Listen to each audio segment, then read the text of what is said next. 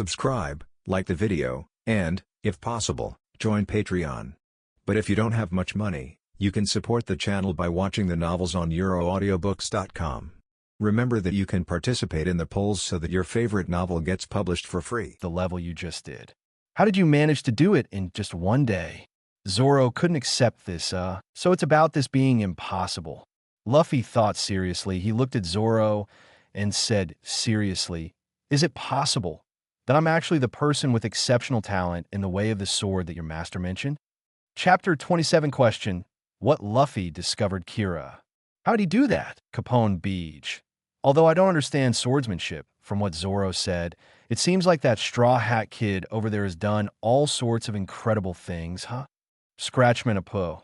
To achieve that level in just one day, isn't it extremely difficult? Cavendish. Not just difficult, it's extremely difficult. No, it's super, super difficult. X-Drake. Yeah, I've been practicing swordsmanship since I was young too. In my opinion, this is something that humans simply cannot achieve. Trafalgar Law. Didn't Hawkeye just say that? While swordsmanship requires training from a young age, those with innate talent are an exception. It's obvious that the Straw Hat Captain belongs to the category of those with innate talent. Dracule Mihawk. Although I wanted to express that, but for him to complete the basic training in just one day, even in my opinion, it's an incredibly unbelievable thing. Shanks. It seems like Luffy doesn't belong to the category of those with innate talent. Jewelry Bonnie. This isn't innate talent?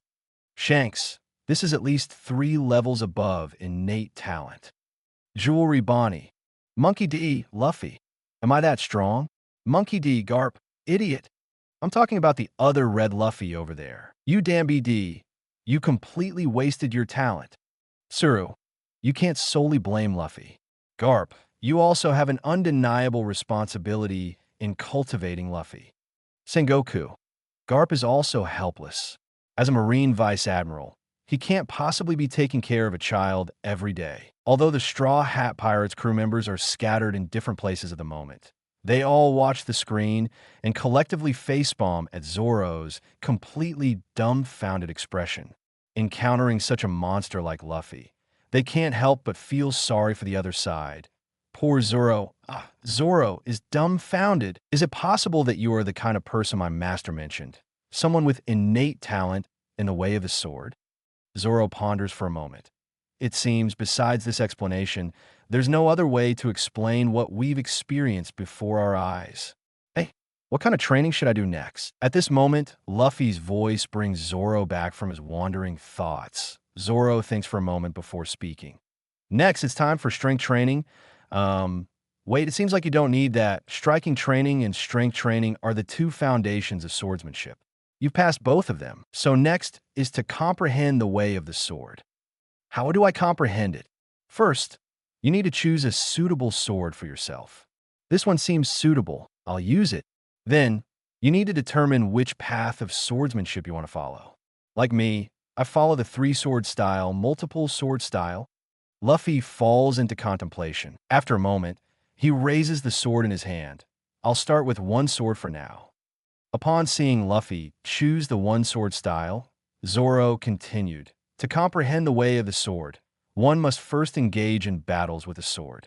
Only by constantly adapting to the sword in one's hand during combat can one find their own path of swordsmanship. Furthermore, after each battle, you need to meditate once to identify and rectify any flaws in your swordsmanship, thus continuously improving it. After listening to Zoro's guidance, Luffy nodded and said, "Understood. There's no time to waste. Let's train separately." Without wasting a single second, Luffy dashed towards the other side of the forest. His training in sword strikes and strength had already met the standards, and now all that was left was to comprehend the way of the sword in battle. Typically, swordsmen like Zoro, who came from formal dojos, would start by sparring with their fellow disciples. Only after attaining enough self-defense ability would they continue to improve through real combat. However, for Luffy, he didn't need the earlier stages because his strength was already sufficient for self-defense. As per usual, Luffy provoked hundreds of wild beasts in the forest, then switched to a wooden sword and began his journey of subduing the beasts. 1 week later, the two stood in front of a restaurant, and Luffy looked at Zoro and said, "Didn't you say you had enough money to eat for a month?" Upon hearing this, Zoro became annoyed. "You didn't say you could eat so much in the beginning either." All the money he had saved as a bounty hunter had been eaten up by Luffy. Fortunately, money is inanimate, and with their abilities, they definitely wouldn't starve. Only the wild beasts in the forest suffered. The two continued their training in the mountains, randomly selecting a training partner to roast and eat when hungry, and picking wild fruits when thirsty. On this day, it was Luffy's turn to gather fruits. He saw coconut trees by the seaside, so he grabbed the edge of the mountain wall with both hands and shot out. Landing on the beach, Luffy picked a few coconuts. Just as he was about to leave, a wave suddenly crashed onto the shore. Huh? Luffy's gaze slightly froze. He turned his head to look at the beach. Ding! Entering the prize question segment. At this moment, a question appeared on the big screen. Question. When Luffy glanced back, what did he see? A. A warship. B. A pirate ship. C. Devil fruit. D. A shark. E. A stranded princess. Chapter 28. This unremarkable guy actually calls One Piece Roger the captain. Rocks. D. Zebek. The Q&A is here. The fact that there's a Q&A means there is a reward, and Rocks is extremely excited. Shiki, what are you so excited about? You answered the previous question wrong, and if you answer this one wrong again, be prepared to have your chance to answer interrupted twice in a row. Rocks. D. Zebek. Ah, damn it. Shiki, UBD. Shiki, are you crazy? I remind you, and you still curse at me? Damn it, I won't remind you next time. GOLD, Roger, haha, I didn't answer the previous question, so I still have plenty of chances. But this option is a bit difficult to choose. Sengoku, this question is completely based on luck. I won't choose for now. So, from the options, A, B, and D are all highly possible. But we can't exclude the possibility of C and E. This question can only be guessed among the chat of the people. The 5-second punishment protection period quickly passed. Alvida, C. If you want to be right, choose C. Just guess. Buggy, C. If you want to be right, choose C. Just guess. GOLD, Roger, C. If you want to be right, choose C. Just guess. Sengoku. Roger, do you know the answer? Kazan, what's going on? Why are they all so sure about choosing C? Devil fruits aren't as easy to come by as cabbage on the roadside, right? Rocks. D. Zebek. Roger, what's going on? Shiki, damn it. This must be the correct answer. GOLD. Roger, what are you thinking? I don't know shit about the correct answer. Monkey D. Garp. Then why did you choose C? GOLD. Roger, I suddenly saw a little Buggy, and I miss him in my heart, so I just chose the same as him. Anyway, it doesn't matter if I answer this question wrong. It won't trigger the punishment mechanism. By the way, little Buggy, why haven't you been speaking? Don't you miss me? Buggy, Captain, on the impelled down battleship. Buggy was excited, his throat choked, and his eyes turned red. When Roger died, he cried for 3 days and 3 nights straight. When he was an intern on Roger's pirate crew, he and Shanks were both taken care of by Roger. Although Roger had higher hopes for Shanks to become the next king of the era, Buggy wasn't angry because he believed in Roger's judgment. Originally, he wanted to follow Shanks and go to Raftel, the final island, together. But at that time, Shanks didn't plan to go to Raftel immediately, and Buggy thought Shanks was being cowardly. So he got angry and had a falling out with Shanks. He wanted to make a name for himself. But now, he's not doing well, having just escaped from prison. Although he really wants to acknowledge the captain, he's more afraid that Roger will find out about his current situation. It's like a child who has been wandering for more than 10 years, but still hasn't achieved anything. How can they face their parents when they return home? Now that Roger has called him, how can he not be moved, however? The surrounding pirates heard what Roger and Buggy said in the chat room, and all widened their eyes in shock. Damn, this seemingly ordinary guy actually called the Pirate King Roger captain, and from Roger's tone, you can tell that their relationship is not ordinary at all. Hiss, among our group of escaped prisoners, there is actually a big shot hidden. Buggy, Captain, I miss you so much. GOLD Roger. Aha. I'm really happy to hear you say that. Edward Newgate. Gururururu. Isn't this the red-nosed guy? Even though it's been decades, I still remember when you and Shanks were interns on Roger's ship, daring to face me head-on. Damn. With these words, the Impel down battleship instantly exploded. All the prisoners' jaws drop to the ground. We look at Buggy again, and everyone's eyes are filled with awe. The never-ending subordinates of the Pirate King Roger. The existence that debuted with red hair Shanks. The guy who dared to fight Whitebeard at the peak of his power when he was still an intern. Each of these alone is a height that ordinary people can never reach no matter how hard they try. Yet, all these conditions belong to one person at the same time. The person in front of us. Buggy God tier. Bah. Buggy-sama.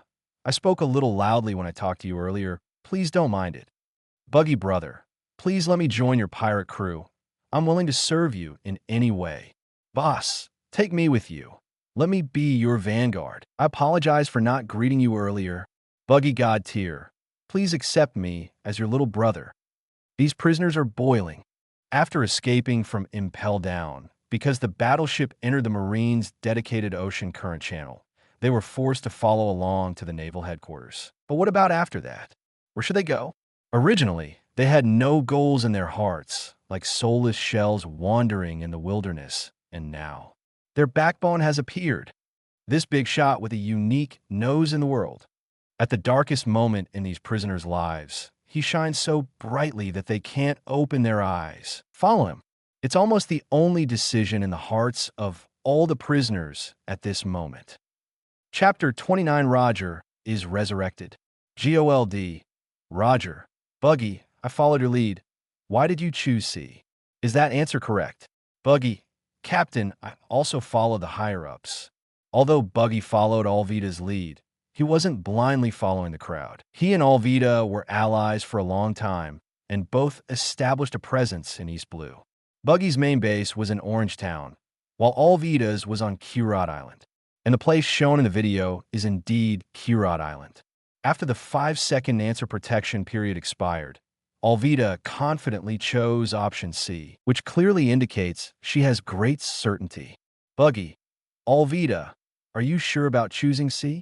Alvida, I don't know. I did obtain my devil fruit on Kirot Island, but I remember finding it in a reef. So I'm not sure if option C is correct. But even if I choose wrong, it won't trigger any punishment mechanism. Monkey D. Luffy. So you ate the devil fruit here. Alvida. I have to thank you for punching me and sending me flying here, Luffy.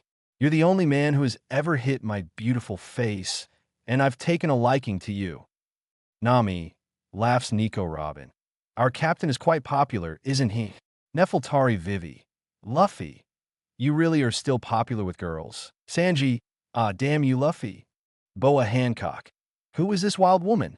Luffy is mine. If anyone dares to compete with me, I'll kill her. Don Quixote da Flamingo. Haha. What a chaotic situation. Borsalino. It seems Mr. Garp doesn't have to worry about his descendants anymore. Trafalgar Law. The Straw Hat Captain is truly strong. Countdown for remaining answer time. At this moment, the countdown suddenly appears. Crane. Forget it. I won't answer this question. Kazan. Yes, there are too many uncertainties with this question, and the correct answer has most likely been chosen already. I won't waste the opportunity either. Don Quixote da Flamingo. I won't choose either. Monkey D. Luffy. I choose D. Nami. You idiot Luffy. Option D is a shark. Monkey D. Luffy. Yeah, sharks can appear by the seaside, right? Roronoa Zoro. This idiot. As the answer time ends, the still image starts playing again. Luffy turns his head to look back. There's a fruit with mysterious patterns, washed up on the beach by the waves. Clearly, the answer is C, a devil fruit. Alvida. That's it. That's my slip fruit. Ding. The top 3 winners who answered correctly are Alvida, Buggy, and GOLD. Roger. Congratulations to the 3 of them for winning rewards. Congratulations to Alvida, who receives the Zampicat Tengu Maru. Congratulations to Buggy, who receives the Bloodline Limit Dead Bone Pulse. Congratulations to GOLD, Roger, who receives one chance to be resurrected. Damn it, when they saw Roger's reward, the chat room exploded. Shiki, resurrection. Oh my god, Roger, you're resurrected. Rox D, Zebek, BD. Why did that BD Roger get the chance to be resurrected? Kazuki Odin, wow. Captain Roger, you're resurrected. Silver's Rayleigh. This is great, Captain Roger. Welcome back, King of the Pirates. Shanks, Captain. This is great. Buggy, Captain. Edward Newgate. Congratulations, Roger. Crocus. The Captain has been resurrected. This is truly an incredible event. Douglas Bullet. This is fantastic. Captain Roger, I finally have the opportunity to challenge you again. Charlotte Linlin. Roger has actually been resurrected. What a troublesome situation, Kaido. That guy is indeed troublesome. However, it's not like before. Now it's our world. Borsellino. Could it be that he really came back to life? The seas are in for a real trouble now. Sakazuki. Whether he's resurrected or not, as long as he's a pirate, he will face absolute justice. Sengoku. Damn it. How could this happen? But luckily, the Summit War has already begun. Once the viewing system is over, the war will begin. Even if Roger resurrects, he won't make it in time. Monkey D. Garp. Roger? Roger? Why aren't you saying anything? Did you really come back to life? Just as the chat room was exploding with conversation, in a certain place in the underworld, Roger's soul was drifting here. Ding. Congratulations. You have obtained a chance to resurrect. Will you use it now? Use it. Roger didn't hesitate at all and immediately said, this chance to resurrect was too important to him. His son Ace is currently waiting for execution at the naval headquarters. As a father, he is powerless in this matter. How painful it is. Now, he has the opportunity to resurrect, which means he has the chance to rush to the naval headquarters and personally save his son. Ding. Resurrection chance used successfully. Please select the age you want to resurrect at. Any age between 0 and 53 is available. Roger died at the age of 53, so he can choose any age from his past life to resurrect. For normal people, the younger the better when it comes to resurrection. This way, he can enjoy more lifespan, of course. The infant stage would definitely be excluded. But Roger's purpose for resurrection is to save his eldest son, so the first consideration is strength. Then comes the age. Roger thought for a moment and said, choose 38 years old. 38 years old. That was the peak of Roger's strength. Please select the location you want to resurrect at. Any location is available. You can even choose the place to resurrect. Upon hearing this choice, Roger was overjoyed. He was worried that even if he resurrected, he wouldn't make it in time for the Summit War. But now, the viewing system has directly granted him the privilege of parachuting. What else is he waiting for? Naval Headquarters Marineford, next to Whitebeard. Conditions selected. Resurrection begins. Buzz Rogers' soul suddenly burst into a dazzling golden light in the next moment. It turned into a stream of light and disappeared from the underworld. Chapter 30. The Kings of Two Eras reign in Naval Headquarters at the same time. Naval Headquarters, bustling with activity. Dad, if Roger really comes back to life, won't we have a great addition to our fighting force? Marco looked at Whitebeard, his excitement evident on his face. Gulalala. That's true, but we still don't know if Roger can really come back to life, do we? Whitebeard smiled and raised an eyebrow. And even if he does come back, you forgot to consider one thing. What thing? Marco asked, puzzled. Whitebeard glanced to the chat room, not getting a response from Roger, then looked back at Marco and said, you forgot to consider the distance. If Roger comes back to life in Logue Town, by the time he reaches Naval Headquarters, the food will have gone cold. Oh, upon hearing this, the excitement on Marco's face instantly disappeared. Everyone knew that Roger was executed in Logue Town, so, logically speaking, even if he comes back to life, he would come back in Logue Town. Well, that's a bummer. Jozu sighed, but Vista smiled and said, no worries. Our plan never included Roger in the first place. If Roger does come back, it will at least put some psychological pressure on the Marines. We still have the advantage. Jozu's eyes lit up. That's right. Haha, the situation is still in our favor. But suddenly, a golden light flashed on the empty space next to Whitebeard. What is that? What's going on? Didn't the observation system immobilize everyone who is using their devil fruit power? Protect Dad. Damn, I can't move. If it's an enemy, we're in trouble. On the high platform, Sengoku also noticed the scene on the deck of the Moby DK. What is that? Sengoku frowned, his old face full of wrinkles. No way. Could it be? Kazan looked at the sudden golden light and had a guess in his mind. Borsellino squinted his eyes, slightly shocked. Sakazuki had a cold and stern expression, as if he didn't care even if the sky fell the next moment. The golden light next to Whitebeard suddenly disappeared. A figure appeared in everyone's sight. Holy shit. When they saw this figure, everyone at Naval Headquarters couldn't help but curse in their hearts.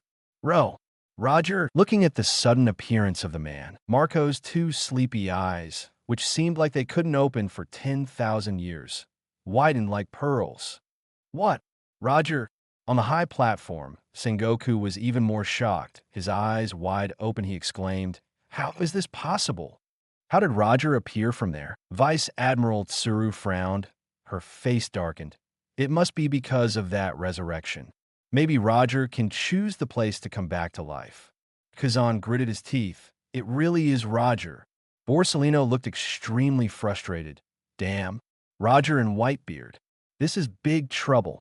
Sakazuki said, perfect timing. Let him and Whitebeard be buried here together. On the platform below the three Marine admirals. This was the place for the 7 warlords of the sea. Chaos. Let there be chaos. Doflamingo was in a great mood now because of Trafalgar Law's promise. He had become the target of everyone's attacks if there were no external factors. When the observation system ended, he will most likely be done for. Now that Roger appeared at Naval Headquarters, there was no doubt that he would become the center of attention. That increased his chances of escaping. Don't be afraid. I have a backup plan. Once the immobilization disappears, grab my hand and I'll take you to fly. Gecko Moria revealed a sharp white fang and winked at Doflamingo. You're really a good person. Doflamingo looked at Moria with a fake smile. Do you want to swallow me, this delicious morsel? Let's see who swallows who on the deck of the Moby DK.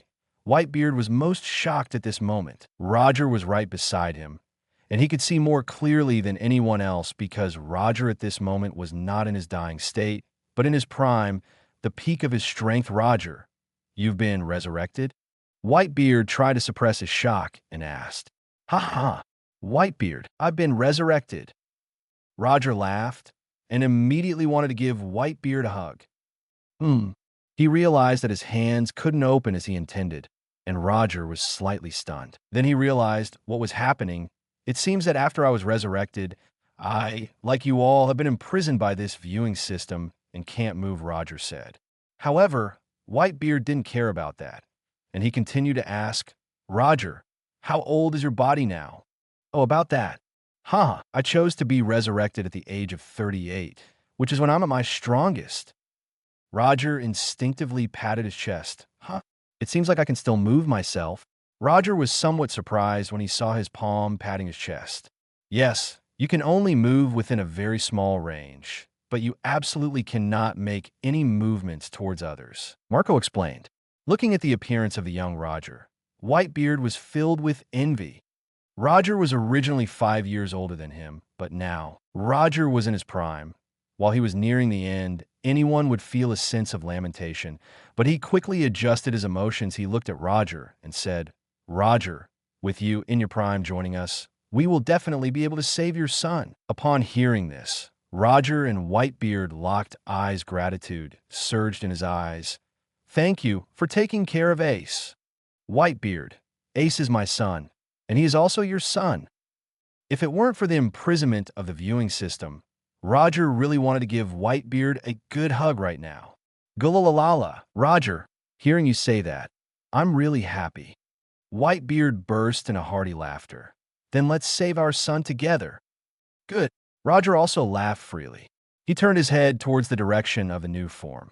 His gaze swept across Sengoku's face. and then landed on Ace's face. Ace was also looking at Roger, and when he saw Roger looking at him, he instinctively avoided his gaze. However, Roger's voice suddenly resounded. Ace, listen carefully. You may not have much else, but you have a lot of dads. With me as your Pirate King dad, and Whitebeard as your Four Emperors dad. No matter who makes you suffer, we will make them regret it. Roger put his hands in his pockets and looked around the whole scene at this moment. The aura of the former king suddenly descended. Those who had walked through the Roger era seemed to recall that era when Roger ruled. And what was even more terrifying, the man with a crescent-shaped mustache standing beside Roger was the king of this era. The kings of two eras simultaneously reigning over the naval headquarters. Chapter 31 now. I have to face two royal groups plus one piece Mariewa between powers. In the room, the live situation of the naval headquarters is being broadcasted on the screen. He actually resurrected. Sherbo 10 looked at the situation on the live screen. His face solemnly exhaled deeply. Beside him, Topman Vachely nodded and said yes. Roger appearing, there is definitely a significant impact on the entire battle situation. The pressure on the Marines will multiply. Izambaron V. Nasisoro nodded his chin thoughtfully. What we should be worried about now may not be Roger's situation or the Nico fruit, but this viewing system. Marcus Maz nodded at Nasusoro with a deep gaze. You're right. Even someone who has been dead for over 20 years can be resurrected. The ability of this viewing system has completely exceeded our cognitive range. He looked up with a deep gaze, wondering what the situation was with Lordum, if even Lordum is suppressed and unable to move by this viewing system. Then this matter is very terrifying. In the chat room, Basil Hawkins. Roger. The Pirate King Roger has been resurrected. Capone Beach.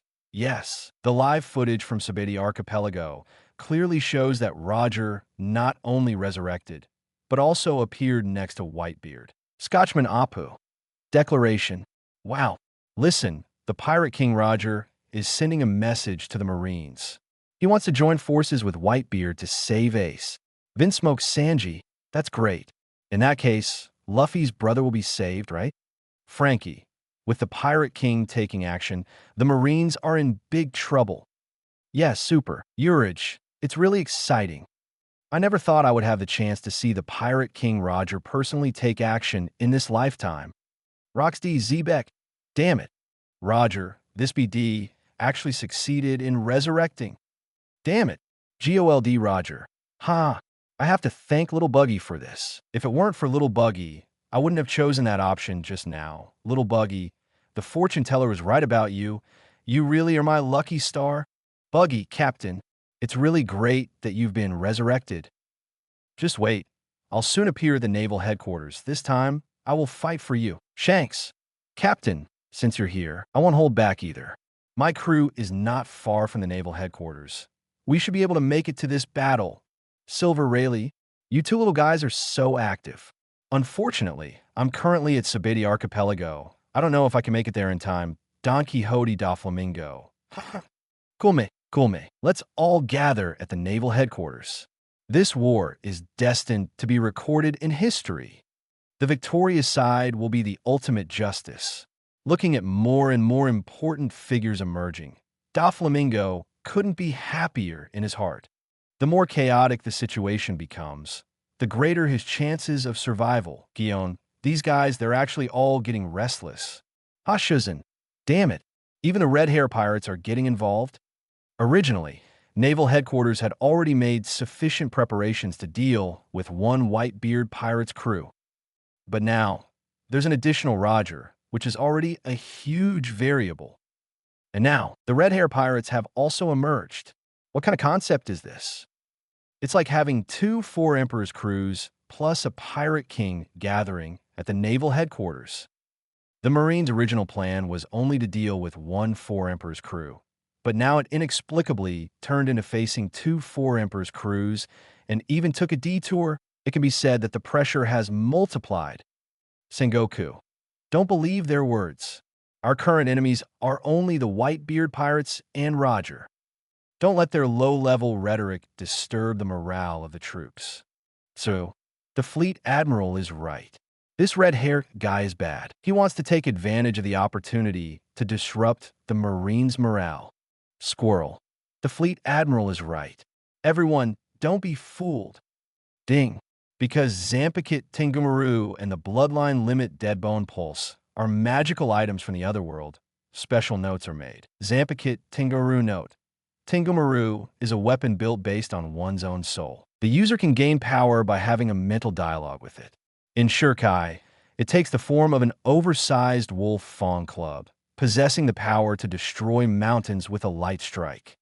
In addition, Tengumaru can generate explosive flames when attacking, with temperatures comparable to magma. Bloodline Limit Deadbone Pulse note.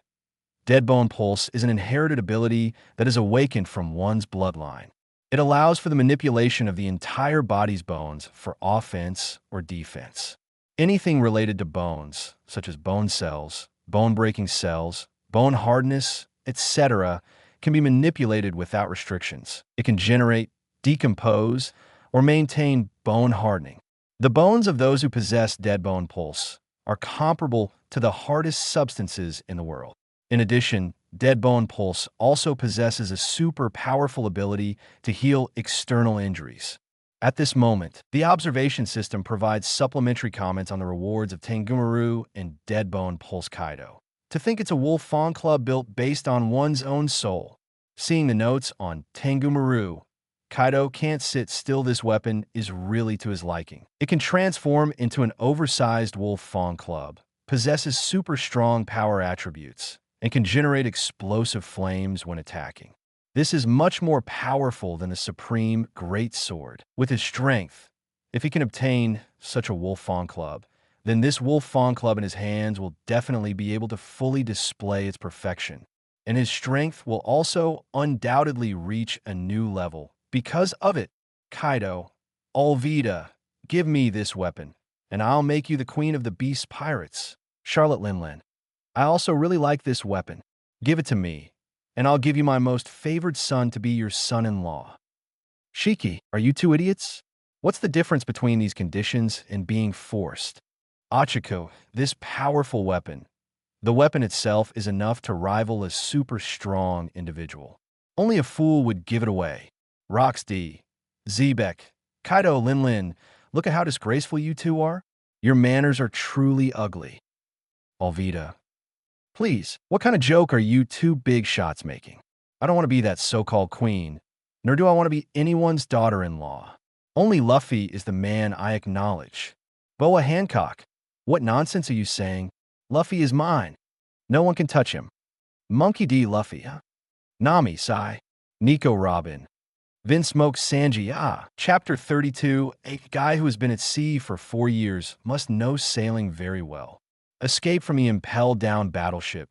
The abilities that Buggy Dideo obtained are so terrifying. His bones are as hard as the toughest material in the world, making him practically invincible. Yes, and he can also manipulate these bones for both offense and defense. It's like having the strongest spear and the sturdiest shield at the same time. Plus, with his super healing ability, Captain Buggy's current strength is definitely not weaker than an admiral. Are you questioning Captain Buggy's original strength? No, Captain Buggy's strength was never weaker than an admiral, and now he is truly unbeatable. That's right. Even if Sengoku saw Captain Buggy, he would have to bow down and shine Captain Buggy's shoes. Even the 5 elders would have to endure a slap from Captain Buggy before they dare to speak. Originally, just the aura and title on Buggy's body have already made these prisoners who escaped from the impel down prison admire him with shining eyes now. They have witnessed Buggy obtaining such powerful strength with their own eyes, and one by one, they have become even more subservient to Buggy. Having obtained the power of Deadbone Pulse, Buggy himself understands just how powerful this power is. It's like giving him a cheat code. Coupled with his original ability to split, the combination of the two unleashes an even more terrifying power. This time, he is heading to the naval headquarters to fight alongside Captain Roger. However, although he is determined to fight, He is actually quite panicked in his heart. He is not afraid that he won't be able to defeat others, but rather, he is afraid that once he shows a weak strength in front of Roger, it will surely disappoint Roger. But now, with the power of Dead Bone Pulse, Buggy suddenly has great confidence. That BD Shanks is now leading a 4 Emperors group to help Roger. How can I, Buggy, be any worse than him? Looking at these prisoners in front of him, although they are all different, each and every one of them is at least qualified to be imprisoned in the impelled down prison. When all these numbers are added together, it is definitely a force that no one can ignore. Good. Listen up. From now on, you are all members of my Buggy Pirates. Those who are willing to follow me, praise my name, and I will lead you to fame. Buggy, Buggy, Buggy. Upon hearing that Buggy is willing to accept them into his crew, these prisoners feel as if they have reached the pinnacle of their lives, all shouting Buggy's name. Red Nose, thank you. Luffy grinned and sincerely thanked him. Buggy shrugged. Why are you thanking me? Straw Hat Kid, you don't owe me anything. Luffy smiled and said, because you were willing to save Ace. Buggy immediately chuckled. Stop kidding. I saved him because he is Captain Roger's son, not because of you, idiot. However, Luffy didn't mind, and he still sincerely expressed his gratitude. It's all the same. Anyway, thank you very much. Buggy turned his head to the side. Full of pride, the video on the screen in the red frame continues to play. Luffy returned to the temporary camp with his devil fruit. You mean, if you eat this thing, your skin will become as smooth as a woman's? With 2 fingers pinching the smooth fruit branch, Zoro felt very curious. Yes, this is the devil fruit catalog I copied from Shanks. Look, this one is the smooth fruit, exactly the same. Luffy showed Zoro an open handwritten book. When Shanks gave him the rubber fruit in Windmill Village, Luffy specifically copied the devil fruit catalog. At that time, he didn't have any particular purpose. He just wanted to have a better understanding of the world. Now, it's finally coming in handy. Yes, there should be some other abilities related to smoothness. If you eat it, you can gain those abilities, but the cost is becoming a forever non-swimmer. Luffy, as an experienced person, explained the characteristics of the devil fruit to Zoro. This greatly shocked Zoro. He looked at Luffy and said, you're already a rubber man, so if you eat this devil fruit, will you become a smooth rubber man? Luffy couldn't help but laugh and cry. How is that possible? If a person eats 2 devil fruits at the same time, the 2 demons inside their body will fight each other and explode. When he got the rubber fruit, Shanks reminded him of this. Otherwise, Luffy wouldn't know so much. Luffy said, I still owe Shanks a devil fruit. Now that I have this devil fruit, when I see Shanks, I'll just give it back to him. Just as he was about to put the smooth fruit into the package, Luffy suddenly noticed Zoro's gaze. If you want to eat it, then you can have this devil fruit. But after eating it, you have to help me make money, and I'll give it back to Shanks later. Although he had only known Zoro for a little over a month, during this time, the relationship between Luffy and Zoro had been gradually warming up if it were when they first met. Even if Zoro asked for it, Luffy wouldn't give this devil fruit to Zoro. But now, if Zoro was willing to eat it, Luffy wouldn't hesitate. Because he knew that after Zoro ate this devil fruit, he would definitely help him make money. However, what a joke. Eating it will make my skin smooth? I won't eat this thing. Zoro waved his hand with a disgusted expression. He continued, also, I already have a demon fruit power. If I eat a devil fruit, then if the ship capsizes, we'll both be done for. So, I'd rather be a pure swordsman. Luffy was stunned. Huh? Are you trying to become my crewmate? Hey, don't get ahead of yourself. I didn't say that. Zoro immediately turned his face to the other side, but still said, but since you sincerely invited me to go out to sea with you, I'll reluctantly agree. Oh, did I invite him? A puzzled expression appeared on Luffy's face. He hesitated and said, actually, Zoro waved his hand. All right, you don't have to say it. I understand. Inviting me to be your crewmate is the best decision you'll ever make in your life. Luffy thought for a moment and asked, how long have you been at sea? Zoro answered, I've been at sea for 4 years. 4 years. Upon hearing this, joy and excitement appeared on Luffy's face. Someone who has been at sea for 4 years must know a lot about sailing. Perfect. I'm in urgent need of a navigator. Thinking of this, Luffy said excitedly, "From now on, we're partners." The video on the screen in the red frame gradually dimmed at this point. Chapter 33 Nami doesn't talk about martial arts and sneak attacks on the 17-year-old guy Nami. Monkey D. Luffy, wow. I feel so miserable over there. Nico Robin. Hee, it's so heartbreaking to see Zoro become the navigator. Poor Luffy over there, Trafalgar Law. Is there any problem with Zoro being the navigator? Vinsmoke Sanji, it's because Moss Head is directionally challenged. The world-class kind. Roranoa Zoro. Shut up, curly-browed idiot. I'm actually good with directions. Vinsmoke Sanji. Then tell us, why couldn't you find your way back to your village after setting sail? Frankie, ha. Roranoa Zoro.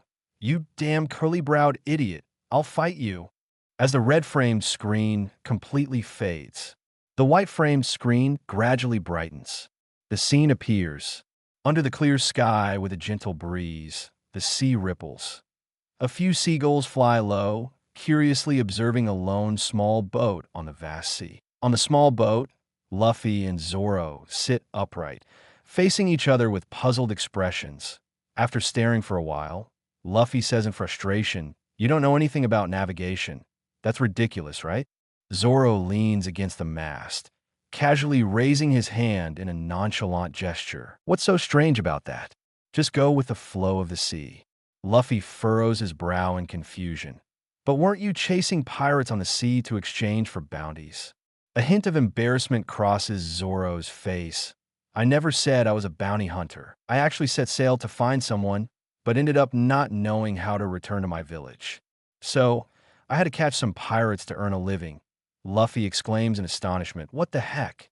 So you got lost. Zoro instantly turns into an expression of frustration. Damn it. No, don't say that. Jewelry Bonnie. Trafalgar Law. Getting lost to this extent, Zoro is quite something.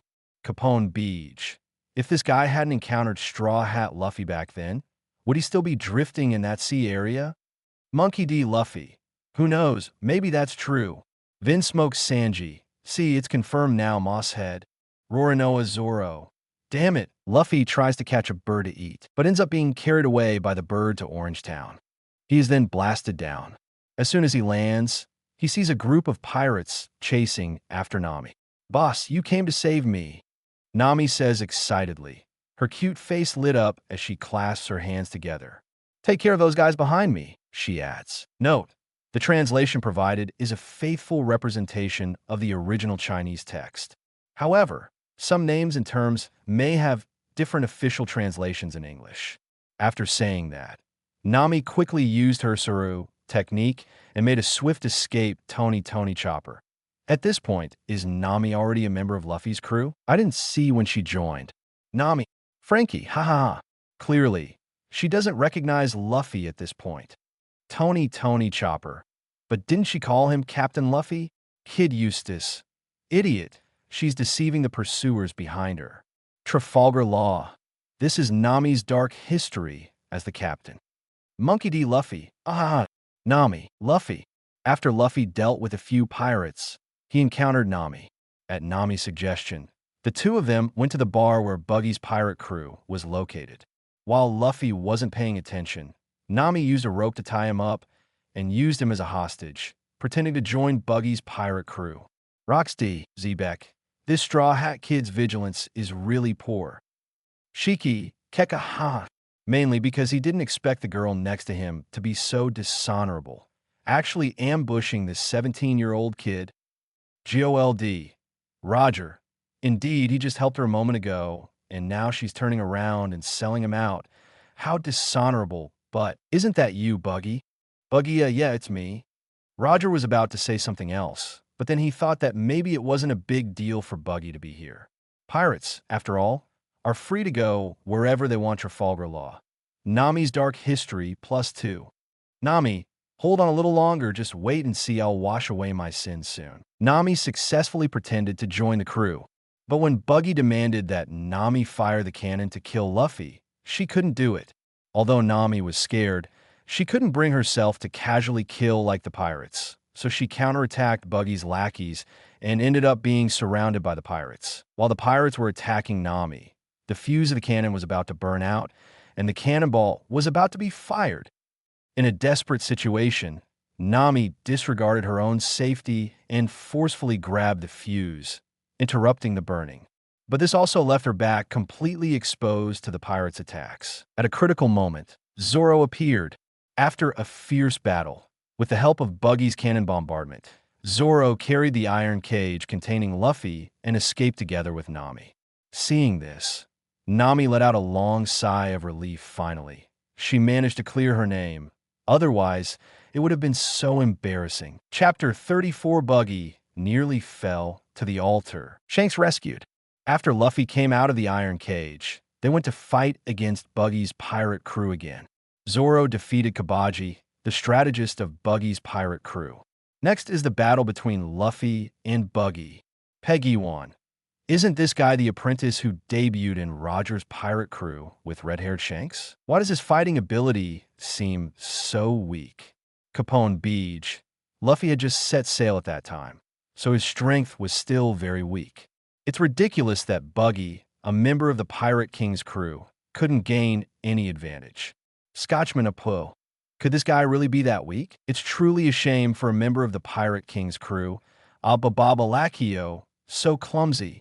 Charlotte Smoochie. This level of battle, it's unbearable to watch. Watching the battle on the video screen, everyone in the chat room couldn't help but make fun of it on the impelled down battleship. The pirates who had just joined Buggy's crew were all confused. This Buggy is god tier? Having a back-and-forth battle with a rookie who just set sail? This is too weak. What exactly have we been following? Feeling the skeptical gazes around them, Buggy was also on pins and needles, relying on the reputation of being Red-Haired's brother, facing Whitebeard in battle, and a member of Roger's pirate crew. He had just tasted the sweetness of being respected, but he never expected that this damn viewing system would leak his early battle videos. Now his fig leaf was about to be torn off. Just as Buggy was preparing to accept the taste of falling from grace, Shanks spoke in the chat room. Shanks, Luffy, you should thank Buggy. Monkey de Luffy, oh? Shanks, he recognized you right away when you wore my hat. By giving you the hat, Buggy understood that your relationship with me is extraordinary, so he won't use his true strength against you. Monkey D. Luffy. Oh, is that so? Shanks, yes. He may seem like he's fighting you, but he's actually trying to help you improve your battle experience.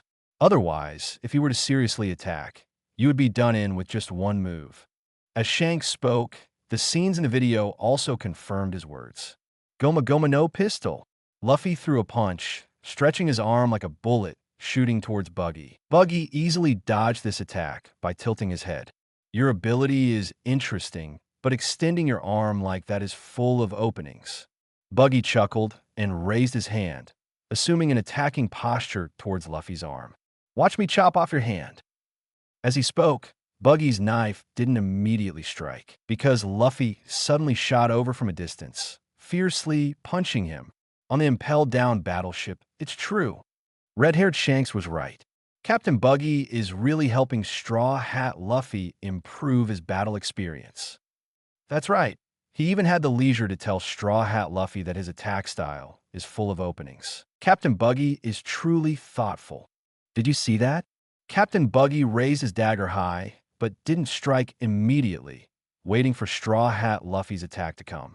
It's so staged. Just because of Straw Hat, he immediately realized that the other person had a good relationship with his brother, red-haired, and immediately switched to teaching mode in the battle. Captain Buggy truly has the demeanor of a strong person, handling things with ease. The prisoners who originally doubted Buggy were now filled with regret, realizing that they had underestimated Buggy's strength. They quickly showered him with flattery. The two of them exchanged attacks. Luffy caught Buggy's flying knife hand, but the hand split again and the blade headed straight for Luffy's face. Although Luffy dodged it, his straw hat was pierced with 3 large holes. When Luffy saw his hat with 3 big holes, he was filled with rage. BD, you actually broke this hat. This is my treasure. I will never forgive you. Luffy picked up the hat, his face trembling with anger. Oh, is this hat so important to you? Buggy looked at Luffy with a playful expression. That's right, Luffy shouted, but at that moment, a hand behind Luffy flew up with 3 knives between its fingers and swiftly struck the hat in Luffy's hand. If it's so important, then you should protect it properly. The hand flew back to Buggy's wrist, and he laughed heartily while sticking a knife into the hat. Ha ha! A tattered hat that could be easily manipulated. What kind of treasure is that? When these words were spoken, Luffy was completely provoked. Images of Shanks giving him the hat flashed through Luffy's mind. This hat is my beloved possession. When you become an outstanding pirate, you must return it to me. Shanks' words echoed in Luffy's mind. BD, that hat is the promise I made to Shanks. In a fit of rage, Luffy went berserk. Buggy was defeated. On the impelled down warship, Captain Buggy is truly amazing. With just a hat, he made Straw Hat Luffy understand the meaning of protection. The Straw Hat Kid, who is evenly matched with Captain Buggy, immediately became stronger because of Captain Buggy's deliberate provocation. Of course, Captain Buggy's strength is just a facade. He only wanted to test the Straw Hat Kid. Straw Hat Luffy, you should be grateful to Captain Buggy for having the honor of his attention. The prisoner's admiration for Buggy reached a new peak. Buggy smiled, showing his satisfaction. But in his heart, he secretly said, "Damn Shanks, he took matters into his own hands." However, this time, he did me a big favor, so I'll reluctantly let go of my grudge against the person who made me eat the devil fruit. Oomph. Luffy scratched his head and looked at Buggy. So you were actually giving me advice on fighting back then, but I wrongly blamed you. I'm really sorry. Buggy was first taken aback, then nodded graciously. That was because of Shanks' face. Don't worry, at this moment, the white-framed screen in the sky gradually dimmed. Chapter 35, Double Swords Luffy versus 3 Swords Zoro Red Force on the deck. Boss, what are you doing? Rocky Road looked at Shanks, puzzled. Shanks smiled and said, I grew up with Buggy since we were kids, and I know he cares a lot about his reputation. If he couldn't come down from the stage just now, it would be even more unbearable for him than being killed. Ben Beckman said, You're going all out to help him, but who knows if he'll appreciate it. Haha, of course he will. But he will definitely put on its Sundara act and say something like, I'll reluctantly forgive him, or something like that. Ha ha ha. Perhaps imagining Buggy's appearance in his mind, Shanks couldn't stop laughing. At this moment, the screen with a red border lit up. A picture appeared. After 2 months of training in Yamanaka, Luffy and Zoro left Kotao Island and set sail again. Before leaving, they caught a few pirates and exchanged them for some money, and they also found a local carpenter to build a slightly larger ship. Compared to Luffy's previous small turtle shell boat, this ship has about 3 or 4 times more space, and it even has a decent cabin. Although the cabin is not big, it is enough for the 2 of them to take shelter from the wind and rain and sleep. Thanks to Luffy's guidance, Zoro finally touched the threshold of armament haki and observation haki. Although he still lacks a little to formally master them, it's already great progress. As for Luffy, his swordsmanship training has shown remarkable results. On the cramped small deck, the 2 of them are sparring. Zoro wields 3 swords and attacks Luffy. Swish, swish. 2 cold lights flash, and Luffy's dual swords block Zoro's hands. Yes, Luffy has evolved from using a single sword to using 2 swords. But his dual sword style is completely different from others. Luffy places his 2 swords on his elbows and uses the properties of the rubber fruit to tie them together. Clang, clang. In the instant of the clash of swords, Luffy's forearms suddenly extend, grabbing Zoro's wrists and twisting them apart. Zoro's 2 swords immediately split apart, leaving him wide open. Luffy's forearms suddenly extend, and the 2 swords held by his elbows immediately thrust forward, aiming at Zoro's face. Damn, this is so unfair. Zoro looks flustered, and the sword he was biting in his mouth immediately moves to counterattack.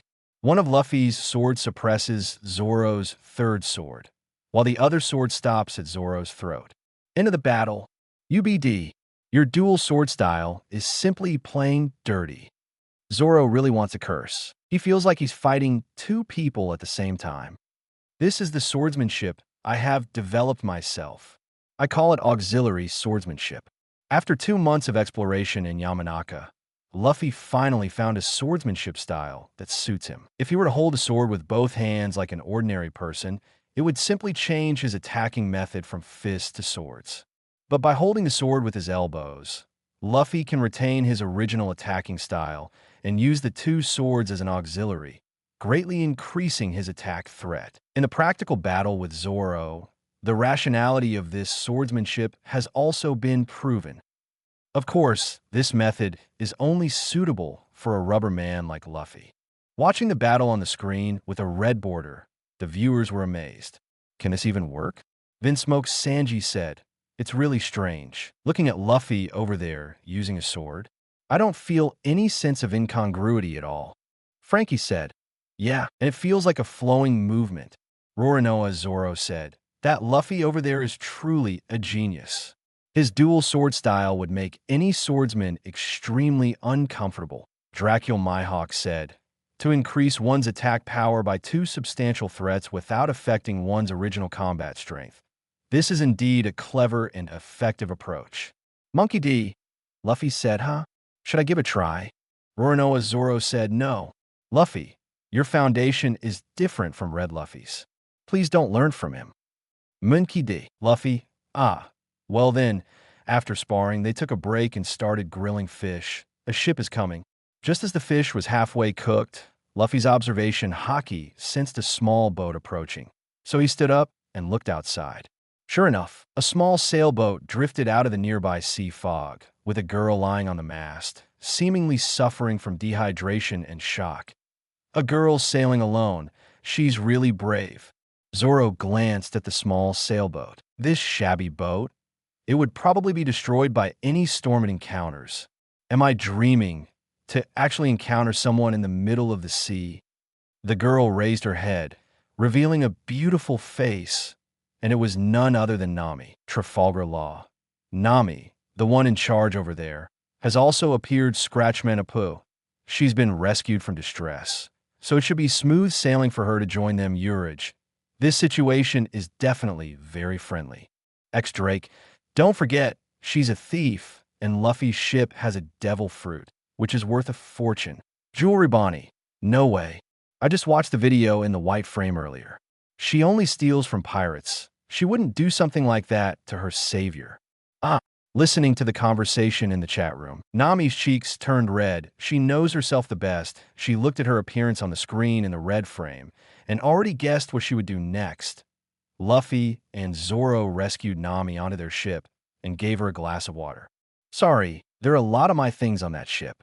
Can you help me bring them over?" After taking a sip of water, Nami seemed to have regained some strength. Upon hearing this request, Luffy looked into Nami's eyes and then nodded calmly. "Oh, I can. I'll go. You stay here and take care of her." Seeing that Luffy was about to go to the other ship, Zoro quickly volunteered to do it. He also gave Luffy a look, indicating for him to stay on their own ship. However, Luffy smiled slightly. "There are a lot of things, I'll go help." When both of them boarded Nami's small sailboat, suddenly, a strong south wind blew. Nami jumped up, grabbed the sail control lever, and immediately adjusted it to face the wind. Luffy's ship shot out in the strong wind. But Nami's shabby boat still had its sail down, indifferent on the sea because of the thick fog. Nami's boat suddenly rushed into it and disappeared. "Thank you, two pirates. I'll gladly accept your ship and treasure." Standing at the edge of the ship, Nami stopped pretending, no longer showing any signs of weakness or dehydration. Damn! The chat room exploded. "Oh, this Nami, the one in charge, never disappoints. Oh my god. I admit, I misjudged earlier. This woman is outrageous." Somewhere on Sky Island, Nami's cheeks turned red. Why is it always me who embarrasses myself? Chapter 36 Nami, why are you so long? These two pirate ships aren't small. They should have quite a bit of money. I wonder how many villagers they've harmed. Nami looked around the ship and formed a basic understanding of Luffy and Zoro in her heart now. It's time for this little thief to hunt. Hee. Nami covered her fair little hand with Sakura's cloth, revealing an adorable smile, and then swiftly slipped into the cabin. Just as she entered the cabin, a hand grabbed onto the ship's railing. Swoosh! As this rubber arm contracted, two figures broke through the thick fog and landed on the deck. You idiot! Didn't you see that I gave you a look to stay on the ship? Can't you see that something's off with that girl? Zoro complained with a grimace to Luffy. Luffy also grinned with a grimace, but his grimace was accompanied by joyful laughter. Ahaha! Of course I understand.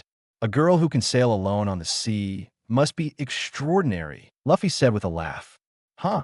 Zoro immediately showed a confused face and questioned. Then why did you come with me to that ship? If it weren't for you being a rubber fruit user, we would have lost everything we had.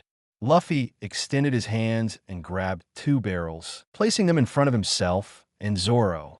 Luffy sat on a barrel and explained with a smile. Although we suspect that she might have ulterior motives, it's just our speculation. What if she really ended up in the sea due to an accident? What do you mean? We're creating an environment that she wants. If she really has ill intentions, her true colors will definitely show. Luffy patted the barrel next to him, signaling for Zoro to sit down. Is that so? Listening to Luffy's words, Zoro pondered. He scratched his head and also sat on the barrel. Sitting side by side with Luffy, the positions of the two of them were directly facing the cabin door. Sengoku. To capture, one must let loose to lure the snake out of its hole. Garp, your grandson over there is incredible. Tsuru. Instead of being cautious and guarding against her, it's smarter to lure her into exposing her true self. That's indeed the wise thing to do, Monkey D. Garp. Excellent. Absolutely excellent. That grandson over there is 100 times better than this grandson over here. Monkey D. Luffy. Hey. Nami isn't a bad person. Why do we have to guard against her? Nami, idiot. I've tricked you once before, so why do you think I need to be guarded against? GOLD, Roger. Haha, Nico Robin. Speaking of which, I think Luffy's approach is rational. After all, if he encountered someone other than Nami, like Doremi, Rurika, Kokoro, and others, they might really have malicious intentions. Trafalgar Law. You're right. Just like in the video earlier, if Nami were someone else, the Straw Hat Captain would probably be blown to pieces. Vinsmoke Sanji. That Nami-chan over there is so pitiful. She's being manipulated by those two idiots. I really feel sorry for Nami-chan. The cabin isn't very big, and Nami quickly finished collecting everything. There's actually over 3 million berries. We're getting rich. Looking at the berries in the treasure chest in front of her, Nami's eyes turned into the shape of berries happily. She picked up the treasure chest and suddenly froze. Huh? There's another treasure chest underneath, hidden so deep. There must be even more treasure. She immediately placed the chest containing the berries aside and reached out to open the chest underneath. In the next moment, she rubbed her chin, staring at the thing inside the chest with a puzzled expression, murmuring, huh? A strange fruit? A fruit hidden so deep. Could it be an incredibly delicious fruit? With a doubtful expression, Nami sent the fruit toward Sakura. Awu, she opened her mouth, revealing her white teeth, but quickly slammed on the brakes. I'm such an idiot. Suddenly looking back at the fruit, Nami's heart fluctuated violently, her heartbeat accelerating. The fruit, covered with mysterious patterns on the surface, was hidden so deeply. Although Nami had never seen the appearance of a devil fruit, she had heard the legends of devil fruits. With her intelligence, it was not difficult to guess that the fruit in front of her was most likely the legendary devil fruit. Oh my god, I almost ate a fortune. Thinking about her foolish actions just now, Nami wanted to slap herself. The value of a devil fruit was measured in billions. If she could successfully sell this devil fruit, then her small goal could be achieved ahead of schedule. Murua, excitedly giving the fruit a kiss, Nami carried a treasure chest and walked out. Just as she reached the door, she saw Luffy and Zoro sitting boredly, waiting for her. After all, she was guilty of stealing. So when she suddenly saw the two who were supposed to be missing appearing on the deck, Nami was startled and almost dropped the treasure chest. How? How did you guys get here? This is our ship. What's strange about us being here? Luffy dug his nose, and his gaze fell on the treasure chest Nami was holding with her two fair arms. But you, what are you doing with our money and devil fruit? Indeed, it was a devil fruit. Hearing Luffy's confirmation, Nami became even more excited. Don't joke around. I stole it with my own abilities, so of course it should be my money and devil fruit. When Nami spoke, her words were forceful and powerful. What? Zoro was dumbfounded. What kind of magical theory was this? Whatsoever. I'll accept the money and devil fruit. See you later. Nami quickly moved to the side of the ship, blinked, and then jumped directly into the sea. In this sea area, no one could navigate better than her. She set sail at the age of 10, and although she was only 15 now, she was already familiar with the nearby sea area. She could even predict the upcoming weather just by observing the flow and ripples on the sea surface. When others jumped into the sea, there was a 99% chance of being done for. But Nami, she could easily return to the shore with the help of winds and currents. There was no way. Having extensive knowledge of navigation allowed her to do as she pleased, but just as she was about to dive into the sea, Nami suddenly felt her legs tighten. Then this sense of restraint spiraled up from her thighs, quickly spreading to her waist, and then to her chest, instinctively turning her head. She saw a long thing, like a spiritual snake, quickly entwining her. Swish! Before Nami could react, the air around her ears instantly rushed backwards. The next moment, Nami was pulled back, suspended in mid-air. When she saw the situation clearly, her face turned pale, and she exclaimed, "Ah! You! Why are you so long?" Chapter 37. Do first, and then kill. The corpse sinks into the sea?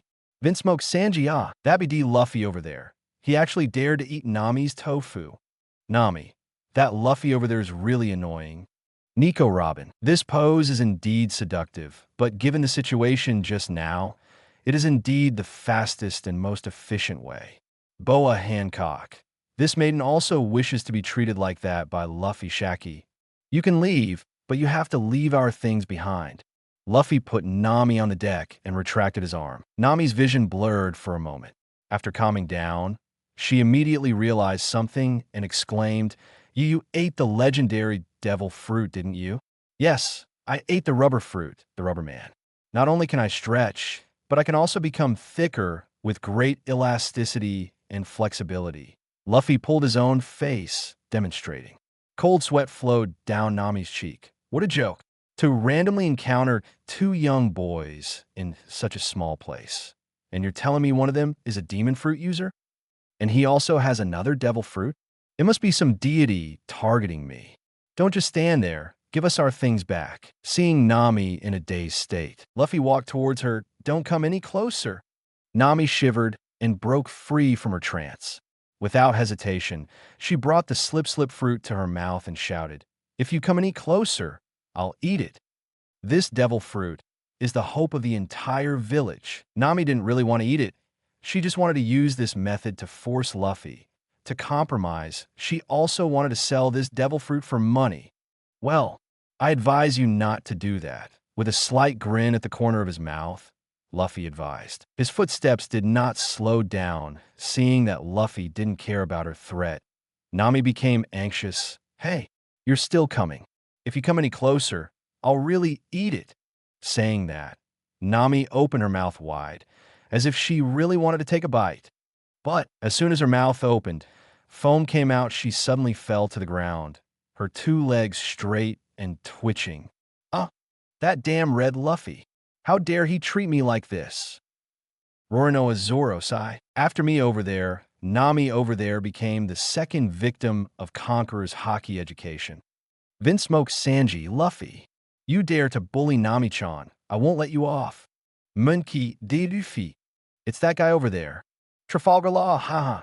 The Straw Hat Captain's way of doing things over there is really interesting. Even if Nami is the captain, he doesn't spoil her urge. Even such a beautiful girl was easily knocked out.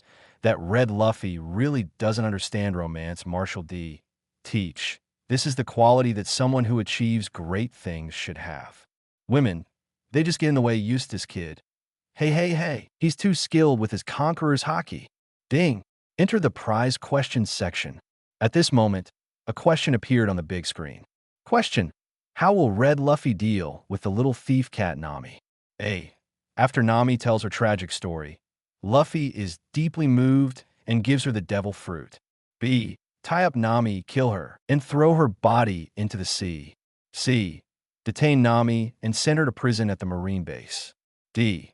Tell Nami to change her ways and invite her to join the crew. E. Throw Nami back on a small boat and leave. At this moment, the screen froze and the Q&A session appeared. Rocks D. Zebek, all right. Another question. This time, you have to guess the answer. Marshall D. Teach. Kill her and throw her body into the sea? Haha, I hope that's the correct answer. Shiryu, I think you just want to see an interesting scene, right? Marshall D. Teach. Haha. Nami, Ubde. Luffy would never do that. Usopp, I think it should be the correct option. Frankie, if it's our Luffy, then A is definitely the right choice. But over there, it's not certain. Rorinoa Zoro, don't make the Luffy over there sound like a bad person. He hasn't done anything wrong, and he even remembers to repay his debts and acts on it. It seems like he's doing better than our Luffy, Trafalgar Law. I feel like D is also a possible answer. Nico Robin, I think C seems likely too. Nami, why do I think it's E that Luffy over there is capable of doing something like that? At this moment, the 5-second penalty protection period ended. Usopp, A. I bet Luffy is still that righteous young man. Sengoku, E. Hook Dik Sabik, C. If you want to be right, choose C. Gold Roger, C. I also think C is the correct answer. Kazuki Odin, B. Nami, E. Spirits of heaven and earth bless me. Red Luffy, you have to prove yourself. You must throw me back onto the small boat. Marshal Ditish, choose D. Shiki, choose A. Charlotte Perispero, C. Charlotte Linlin, huh? I was just about to choose C. Charlotte Perispero, huh? Mom? I was wrong. Gold Roger. Odin, what did you choose? Shiki, kihaha. Odin, you also want to see an interesting scene, huh? Edward Newgate, Odin, what are you doing? You're wasting a chance to answer the question for nothing.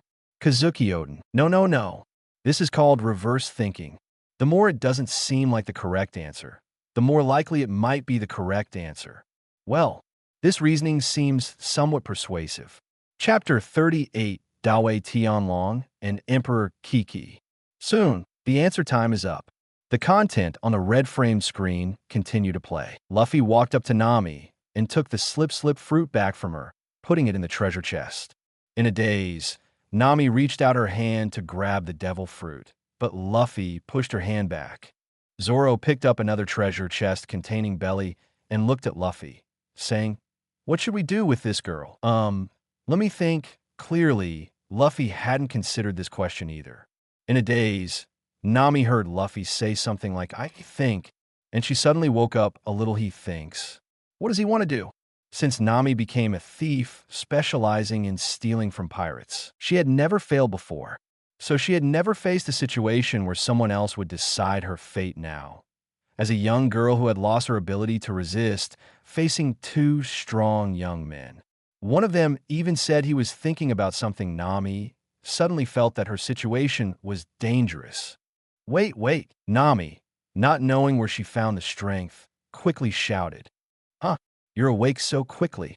Seeing Nami trying to support herself and get up, Zoro was very surprised.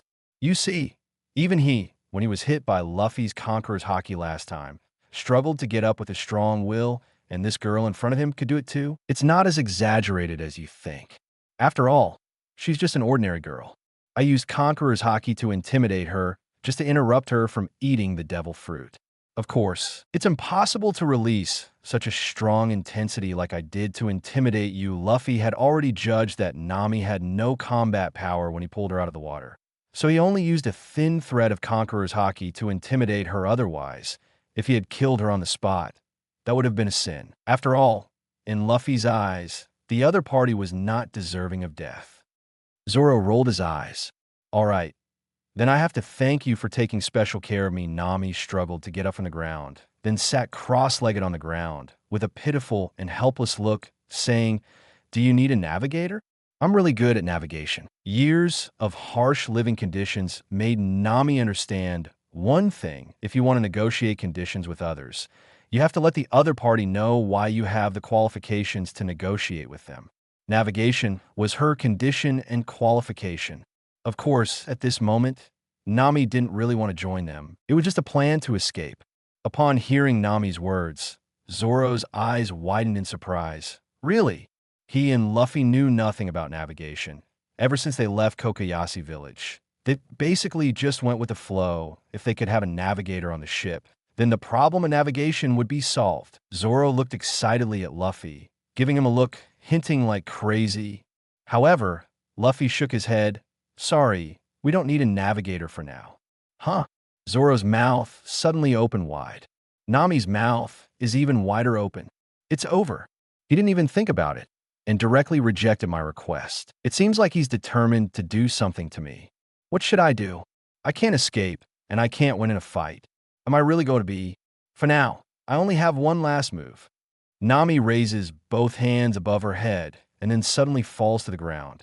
Gentlemen, I, a foolish woman, have offended you both. Please forgive me and spare me. To be honest, I am the hope of the entire village. I really can't die. Watching Nami's heart-wrenching performance, Luffy couldn't bear it and directly grabbed a grilled fish to cover her mouth. No need to say anything. I never intended to kill you. Luffy pointed to the back of the ship and continued. Your ship is tied to the back. Take some fresh water and 2 grilled fish and leave on your own. Really? Nami's face showed excitement and worry, not knowing what kind of play Luffy was acting out. Give me hope first, and then bring despair. Is that more exciting? While she was still thinking about these messy things, Luffy had already packed the 2 grilled fish and placed them in front of Nami. Let's go. With this, Nami's suspicions greatly diminished. She carefully climbed up and then picked up the grilled fish, took some fresh water, and walked toward the back of the ship while looking back 3 times. Only after she untied the ropes did Nami's anxious heart finally calm down. Watching the small boat disappear, Zoro grabbed Luffy and questioned, "Hey Luffy, what are you doing?" "She's a navigator. Without her, we don't even know where the shore is. First, just because she says she's a navigator, does that make it true? Second, even if she really is a navigator, is she genuinely willing to join us? Is there a possibility that she'll lead us to her hideout? Third, she's a thief, and I don't like that." Luffy explained seriously to Zoro. Zoro thought for a moment, and suddenly felt that what Luffy said made sense. Thinking about his own impulsiveness just now, it's time for some self-reflection. Clearly, the correct option is E. Ding! The top 3 winners of this quiz are Sengoku, Nami, and Abai. Congratulations to both of you for winning rewards. Congratulations to Sengoku for winning the Great Way Tenryubido robe. Congratulations to Nami for winning the Keki IT. Chapter 39 rocks. Aunt Nami, I was wrong, ding. Special note. The Great Dragon Robe and the Clock Emperor are magical items from the otherworld. Great Dragon Robe note. The sacred artifact passed down by the Buddha, Fohai Buddha, when he passed away. After being recognized by the blood, one can inherit his Buddhist teachings and unleash the great power of the Great Dragon Robe. The stronger the Buddha nature, the greater the strength displayed. Clock Emperor note. The manifestation of the third elf, the angel. When manifested, it appears as a tall clock, with the hour and minute hands representing a musket and a pistol respectively. It can shoot out the abilities of the Clock Emperor as bullets. Different techniques produce different effects, such as speed acceleration, speed deceleration, accelerated growth, time reversal, brief future foresight, and time freeze. Monkey D. Luffy, awesome. Nami, you got a reward. Frankie, a treasure that can control time? Nami seems to have gotten something amazing. Super. Usopp, being able to rewind time, freeze time, and more. That's so strong. Kazuki Oden, oh, the ability to manipulate time? It's similar to the power of Toki. Rox D, Zebek, can it rewind time? Can it go back 40 years? Then I can come back to life. GOLD. Roger, that's definitely not possible.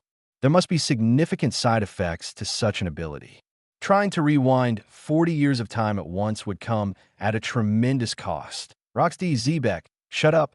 Hey, Nami, the girl. Are you interested in rewinding time? As long as I can come back to life, I'll protect you in the future. Nami, please. I don't even know you. Goldie Roger, BFFity. Ah.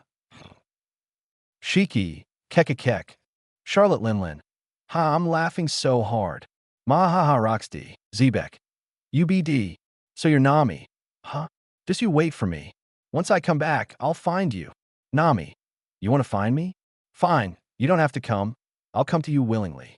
I'll rewind you for as many days as you've been resurrected. Let's see if I can directly rewind you to your state before resurrection. Roxy Zebek, well, Nami, I didn't mean to oppose you. I shouldn't have been impolite. I know I was wrong. Monkey D. Garp, ha ha ha. Rox, why are you backing down?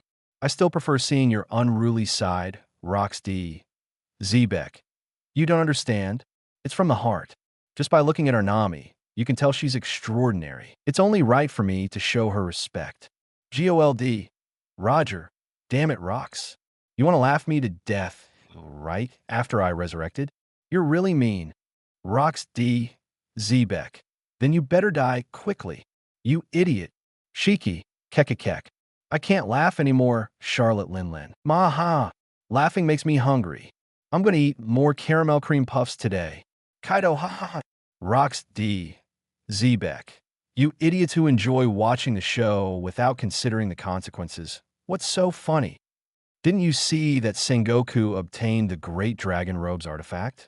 Just hearing about it is so awesome. I'll suppress all of you idiots later. Edward Newgate. That Great Dragon Robe sounds really powerful. Sengoku. I won't pretend anymore.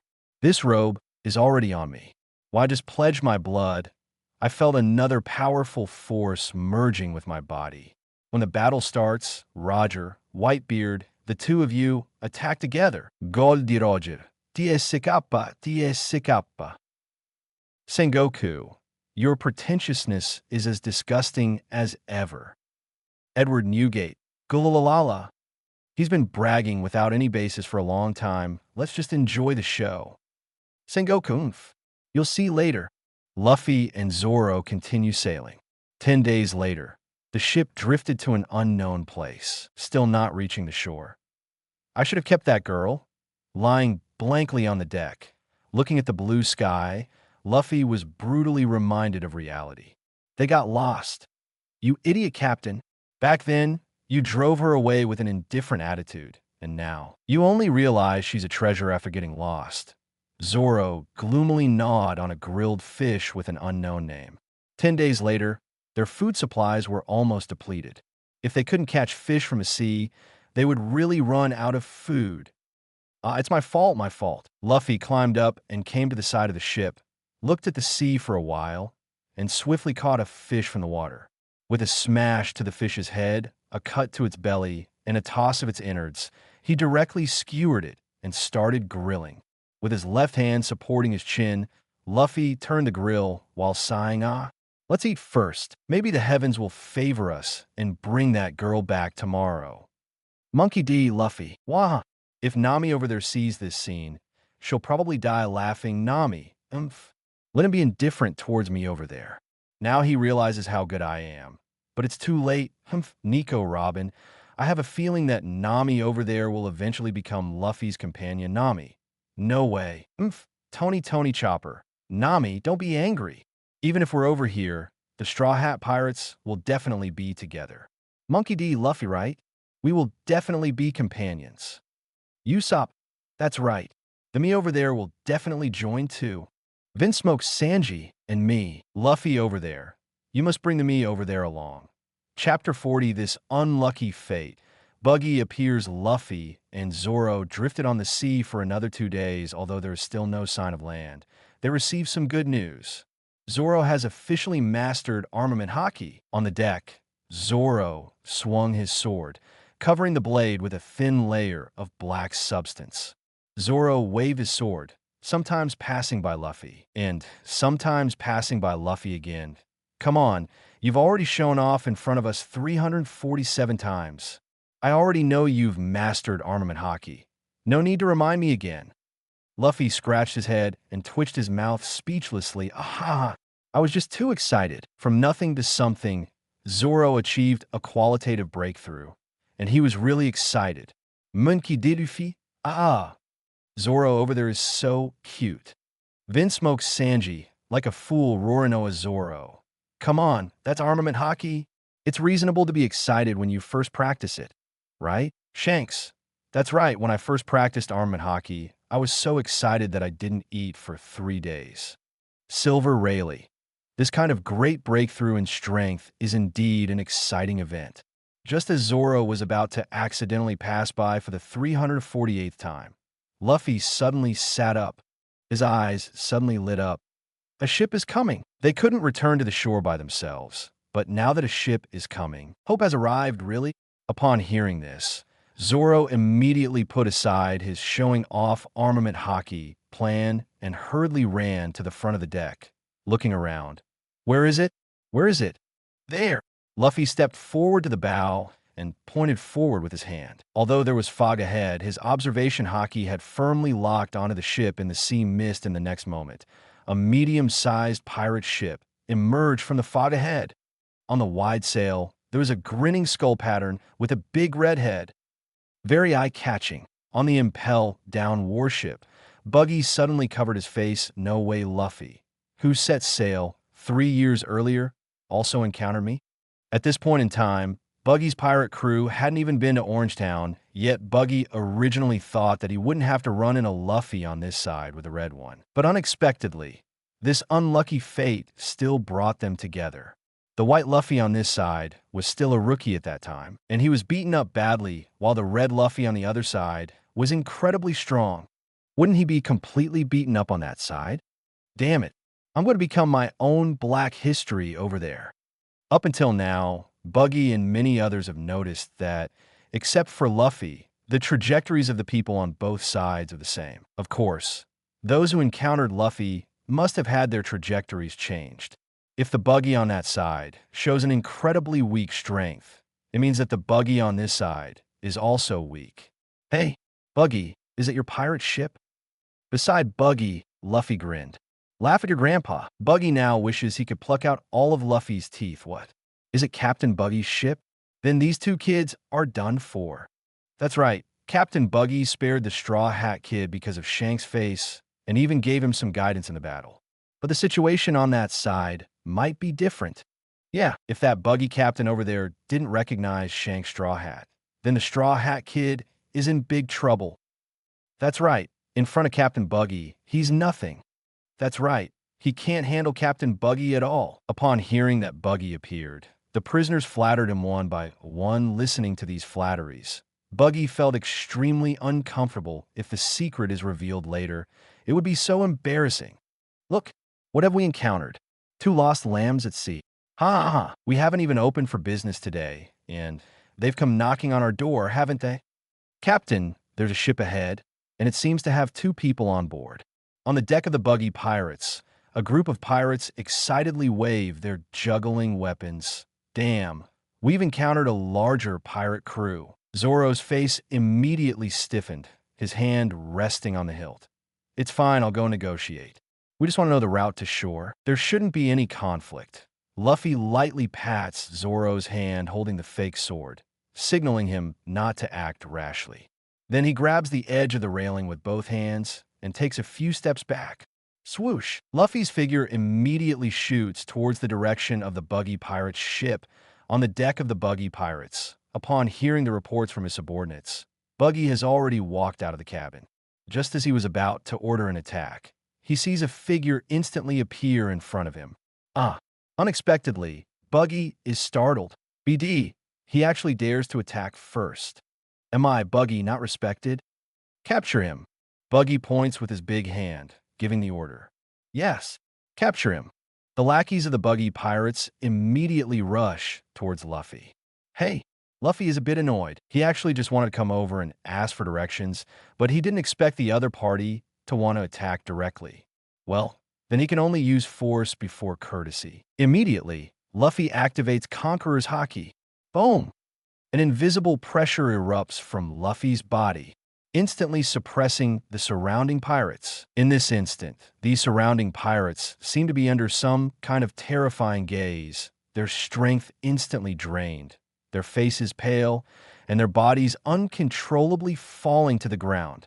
Crack, crack, crack, crack. The edges of the ship's planks also crack under the substantial pressure of Conqueror's Haki. The deck, which was bustling just a second ago, immediately becomes silent. On the entire deck, only Luffy and Buggy are still standing. Of course, the reason why Buggy can still stand is because when Luffy released Conqueror's Haki just now, he deliberately bypassed Buggy with precise control. He came to ask for directions, so he had to leave someone who could speak. And leaving the captain behind is obviously the most reasonable move. On the impelled down warship, look, that kid released Conqueror's Haki, but it had no effect on our Captain Buggy. Only when one's strength reaches a certain level can they withstand the intimidation of Conqueror's Haki. And Captain Buggy didn't even flinch, showing just how unfathomable his strength is. Captain Buggy, the eternal god. Watching Buggy face the intimidation of Conqueror's Haki as if it were a gentle breeze, the admiration of these prisoners who escaped from impelled down towards Buggy instantly flows like a surging river. Endless Chapter 41. Buggy and Luffy go to sea together. Trafalgar Law. This Conqueror's Haki is really unfair. Capone Beach. Facing someone with Conqueror's Haki, the advantage in numbers no longer means anything. Kid Eustace. Damn it. How can his Conqueror's Haki even split our ship? Don Quixote da Flamingo. Fufufu. Conqueror's Haki, when trained to a certain level, can be transformed into substantial attacks. However, that is definitely as difficult as reaching the heavens. Kid Eustace. You also possess Conqueror's Haki. Can you achieve that level? Don Quixote da Flamingo. Are you kidding? If we don't count the entanglement of conquerors, the ability to turn mere intimidation into substantial attacks is currently only known to Red Hair Shanks. Kid Eustace, what? The difficulty is that high? Trafalgar Law. So you're saying there are two people over there who can achieve that level? Basil Hawkins, the talent of the Straw Hat Kid is incredibly terrifying. Monkey D. Garp, I can't take it anymore. The more I look at Luffy over there, the more I feel like my grandson is just wasting his time. Monkey D. Luffy. On the deck of the Buggy Pirates, Buggy is still holding his finger in the position of giving orders to Luffy. Sweat starts to pour down his forehead. This is Conqueror's Haki, and it's Conqueror's intimidation that can be transformed into substantial attacks.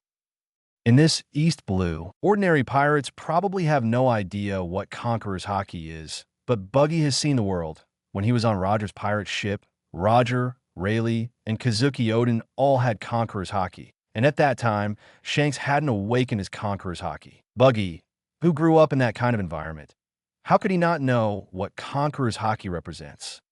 Not to mention the Conqueror's intimidation that can be transformed into substantial attacks. A strong one, an absolute strong one. Just one glance, and Buggy instantly dispelled all thoughts of resistance. In the face of such a strong opponent, resistance is a joke. Just as Buggy didn't know what to say, his pupils suddenly contracted. His gaze instantly shifted to the straw hat on Luffy's head. Huh? This straw hat. Why does it look so familiar?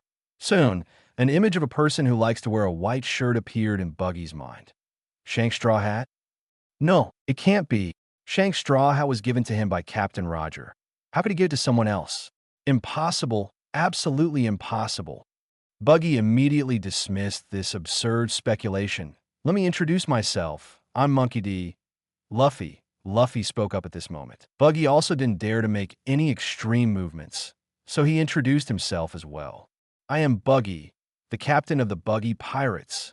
All right, Buggy, do you know about sailing? Luffy asked again. Upon hearing this, Buggy became excited. The expression on his face was full of pride. Ha ha! You've asked the right person. When I was young, I sailed in the latter half of the Grand Line. Later, our captain disbanded the pirate crew, and that's when I came to the East Blue from the Grand Line. If we're talking about sailing, I dare say that in this East Blue, no one knows more about sailing than me. Clap. Luffy slaps his thigh. Isn't this a coincidence? This is exactly the kind of talent I'm looking for. He wants to improve his strength through battles with strong opponents. So he definitely needs to enter the Grand Line. And the person in front of him has experience in the Grand Line. Isn't he the perfect guide? Of course, at this moment, Luffy has no intention of recruiting Buggy as a crewmate. He has witnessed the actions of Buggy's pirate crew just now, and he doesn't like this group of people. Right now, he only needs a guide who can lead them to the Grand Line. So his idea is to borrow the captain of Buggy's pirate crew. Once he finds a suitable navigator, he will let him go. Thinking of this, Luffy grins and says, "That's great. I happen to need a guide. Please stay with me as the captain for a while and help me navigate to the Grand Line." Oh. Buggy's proud expression instantly freezes. Hey, don't joke around. Look at the size of my crew. What will happen to my brothers if I become your guide?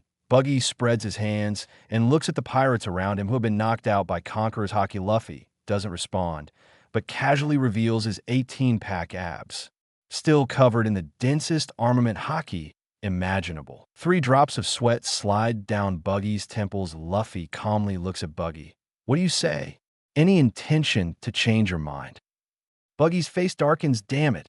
With you like this, do I have the right not to change my mind?" Buggy is not stupid. Of course he knows that if he doesn't agree, the consequences will be unimaginable. If you put it that way, I suddenly changed my mind. Grand Line, that's the dream place of my youth. It's been so many years, it's time to go back and take a look. Buggy finds a way out for himself.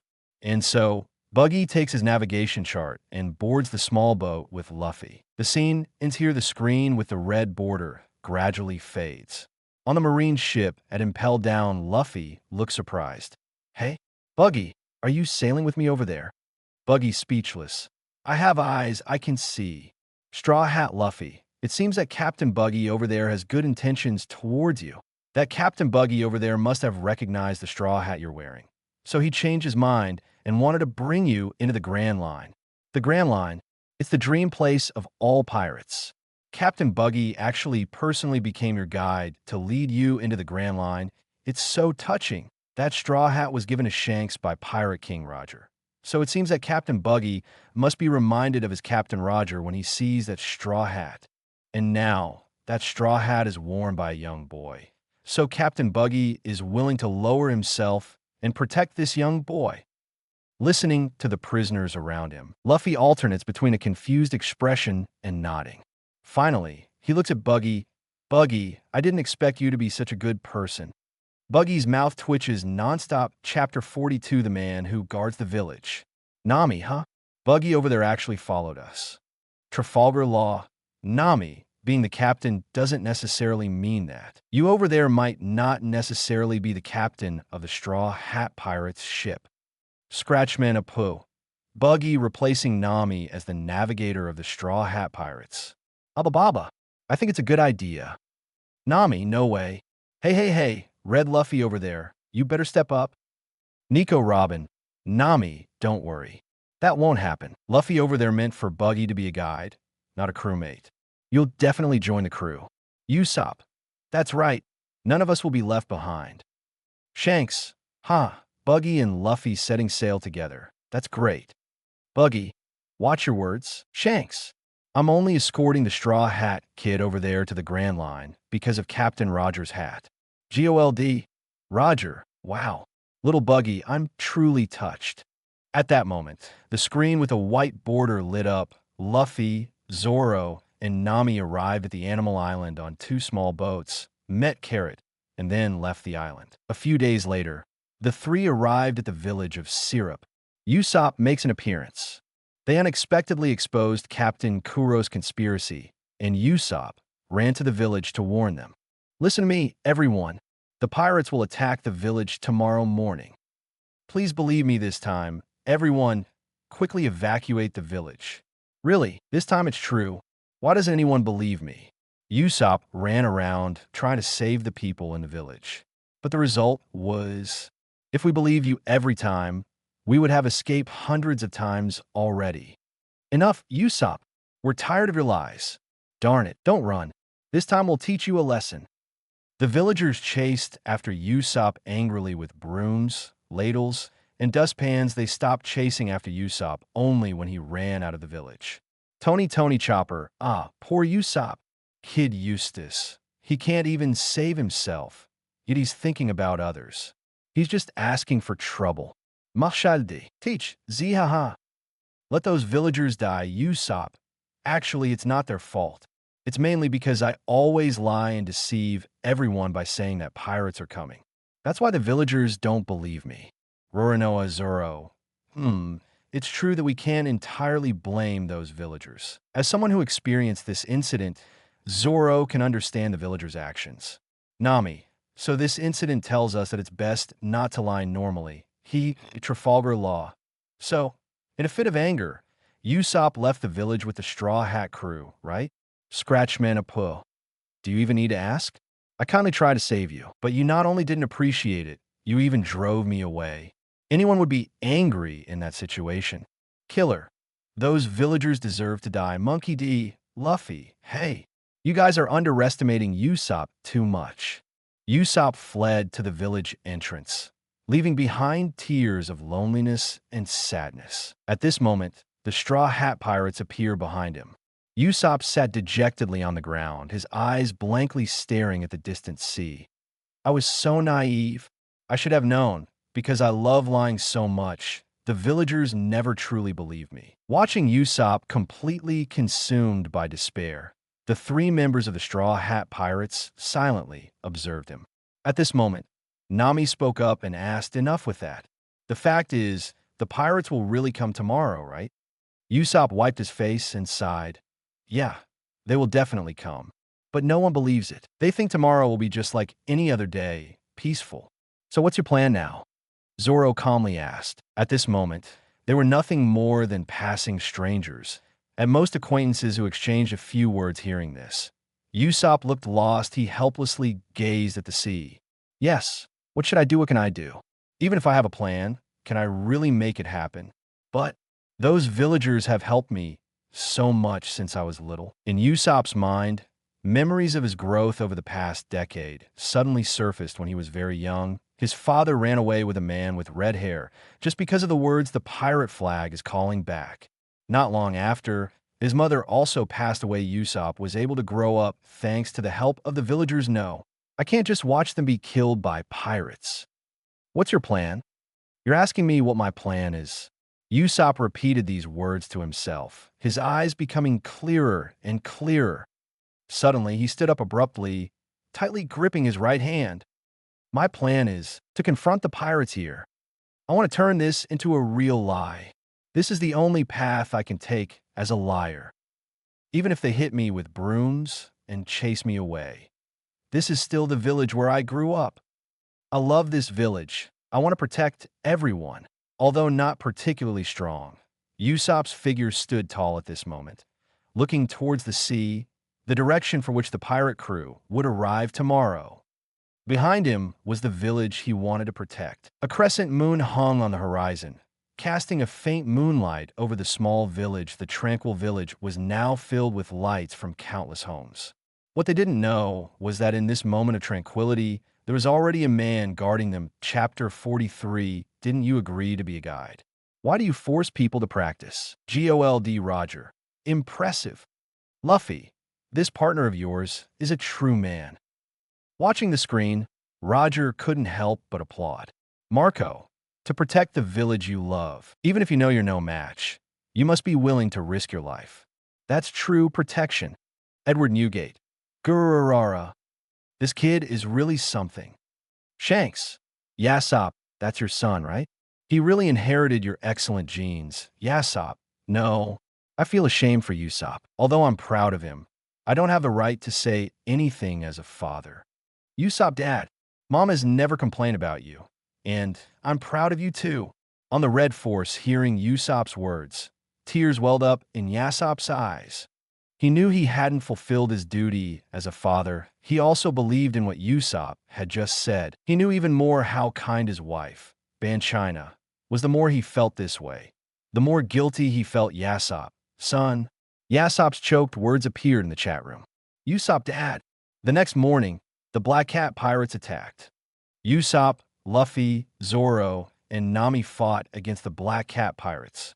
Although the process was difficult, the Straw Hat Pirates ultimately emerged victorious. Sitting on a severed stump, Usopp looked at Pepper, Carrot, Onion, the three brothers, and Kaya, and said, "Can we keep today's events a secret?" Upon hearing this, Kaya widened her eyes. "Oh, why?" "That's right. We fought to protect the village. Everyone will surely look at the captain with new eyes. You're the great hero of the village." Pepper, Carrot, and Onion, the three brothers, exclaimed in incomprehension. However, Usopp smiled. "There's no need to go out of our way to tell everyone what has already passed. It will only cause panic. If it weren't for today's events, pirates wouldn't have attacked this remote village, and the villagers were able to live in peace because of it. But everyone misunderstood you before. Don't you want to clear up that misunderstanding?" Kaya looked at Usopp with concern. Usopp shrugged. "It's not really a misunderstanding besides this time. I have indeed been lying every time. Adding one more lie won't affect how everyone sees me. If we try to clarify this misunderstanding and make everyone live in fear of pirate attacks in the future, it wouldn't be worth it." After spending another day in Syrup Village, the Straw Hat Pirates received a gift from Kaya, going merry. Usopp successfully joined the crew, and the Straw Hat Pirates left Syrup Village. At this point, the large screen with a white border gradually dimmed. At this moment, Syrup Village. The villagers didn't have the privilege to speak in the chat room of the viewing system, but they could see the screen in the sky. When they learned the truth of that day, tears welled up in the eyes of the entire village. "This is so damn frustrating. What have we done to him? He risked his life to inform us with the determination to die, but we drove him away. We're not human at all." Although the large screen with a white border has dimmed, the figure of a young man who fought alone to protect the village is engraved in the minds of every villager in Shiluabu Village. This guilt and self-blame are enough to make many people, when they suddenly wake up in their sleep, can't help but give themselves a big slap. "Damn it, I wasn't human back then." Soon the red border gradually brightened. The scene appeared. A small boat sailing on the sea. "Straw Hat, you're clearly only in your teens. Why are you so strong?" On the deck, Buggy looked at Luffy, who was practicing swordsmanship and couldn't help but ask the doubts in his heart. "Practice." Luffy's sword training did not stop, calmly saying, "When I was a child, I witnessed too many life and death battles on my grandfather's ship. At that time, I understood that if I didn't want to become someone else's dead soul, I had to become the strongest. The strongest." Hearing Luffy's impressive idea in a calm tone, Buggy was greatly shocked. No wonder this guy already has such a powerful Conqueror's Haki at this age. Turns out he has such great ambition. "What about you? Aren't you just idling around on the sea? Why don't you practice? Come, let's practice together." Luffy turned to Buggy and proposed. However, Buggy shook his head. "No need. I'm different from you guys. I have demon fruit power. My way of training is not something you can understand." When it comes to training, Buggy has had enough since he arrived in East Blue. Training is so tiring. Especially in a small place like East Blue, he can already dominate with the power of the devil fruit. Why bother with training? Just lie down. Must lie down. Of course, he can't say that. So he simply came up with an excuse to fool Luffy. However, Luffy sneered, "Cut it out. Even if it's demon fruit power, training is still the most important thing. Build the prototype of the technique with a rich imagination, then try to put it into practice, and finally develop this ability through countless training. That's the way to train demon fruit power, right?" "What?" Listening to Luffy's words, Buggy was dumbfounded. He looked at Luffy with a bewildered expression. Hey, how do you know so clearly about the training methods of ability users? Could it be that you're also an ability user?" "Of course. Who isn't an ability user?" Luffy grabbed his own face and pulled hard. "See, I'm a rubber fruit user. So, Your excuse just now can't fool me. Come, let's train together. Nah, Buggy was about to say something when suddenly he felt an extremely terrifying, oppressive force enveloping him. It was as if countless terrifying killers had instantly surrounded him, but without directly touching him. Obviously, this was Luffy's Conqueror's Haki, and it was that kind of super precise Conqueror's Haki that perfectly surrounded Buggy. Huh? Buggy's face froze. Didn't we agree that I would be the guide? Why are you forcing me to train? Chapter 44, Buggy's Training Method. Shanks. Look at Buggy's expression over there. It's so funny, Nami. He probably never imagined that Luffy over there not only hold himself to high standards, but also holds those around him to high standards. Silver's Rayleigh. Speaking of which, Buggy's potential is actually quite high, but it seems like he hasn't been very motivated since Roger's death. Let's see how far Buggy over there can reach with Luffy pushing him to train Edward Newgate. Buggy's talent is indeed not weak. Although I've only fought him once, I still have some judgment. GOLD, Roger. It should be considered lucky for little Buggy over there to encounter Straw Hat Luffy. I'm genuinely happy for him. Buggy, why am I being forced to train like this? Buggy is completely confused right now. He's naturally lazy, otherwise he wouldn't have made such little progress in strength over the years. At this moment, he's like a child that doesn't like studying, being forced by a teacher with a stick to study. That feeling, it's really uncomfortable. Although Buggy wants to refuse, he ultimately succumbs to the intimidation of Luffy's Conqueror's Haki. However, he's not giving up yet, wanting to struggle a bit more. It's not that I don't want to train, it's just that my devil fruit development has hit a bottleneck, and I don't have a direction for training, Buggy explains. Luffy looks over. Then tell me, what's the situation with your devil fruit? I have the split fruit ability. Even if I'm cut by a sword, I won't be injured. Look, Buggy demonstrates the split fruit ability. After the demonstration, Luffy rubs his chin, pondering for a moment, and says, so, if you're struck by a sharp weapon, no matter how many times, you'll passively be cut and separated. Even if it's 1,000 or 10,000 cuts, right? That's right. But I can only split passively. I can only split from each joint actively. Buggy nods, then spreads his hands. So, you see, I've already developed this devil fruit to its ultimate. There's nothing more to train, right? Let me think. Luffy doesn't rush to a conclusion. He seriously contemplates. When I was training with the rubber fruit before, at the beginning, many parts of my body could only passively bear the characteristics of the rubber fruit, unable to actively utilize them. For example, if someone punched me, because of the rubber properties of my body, it would dent, reducing the destructive power of the punch. But I couldn't actively extend the area that was hit, thus further weakening the destructive power of the punch. This situation is actually the same as what Buggy is facing. But Luffy broke through this bottleneck through extensive training. The training method was simple and crude. Luffy tamed a group of monkeys and had them continuously punch him. When their fists landed on him, he tried to actively extend. At first, it didn't have much effect, but after months of accumulated training, Luffy successfully took the first step, and then it was like an experienced driver, becoming smoother and smoother. I have a solution. Luffy slaps his thighs suddenly, startling Buggy. Why are you so jumpy? You scared me. Buggy says with a grimace. Swish. In the midst of Buggy's confusion, Luffy directly cuts off Buggy's forearm with a single slash. Hey, what are you doing? Faced with Luffy's sudden attack, Buggy's expression changes, and he immediately jumps back. At the same time, he also gains a clearer understanding of the gap in strength between the two. This knife is so fast that he can't dodge it at all. Swish, swish, swish, swish. Luffy didn't answer. The knife in his hand continuously slashed out phantom after phantom, instantly cutting Buggy's forearm into 17 or 18 pieces. Buggy's eyes widened even bigger than coins. Is this Straw Hat Kid crazy? GOLD Roger. Ha ha, Kazuki Odin. Hey, Buggy's expression is as wonderful as ever. Buggy. Damn it. What is that Straw Hat Kid doing over there? Wasn't he supposed to be training? Why did he suddenly attack?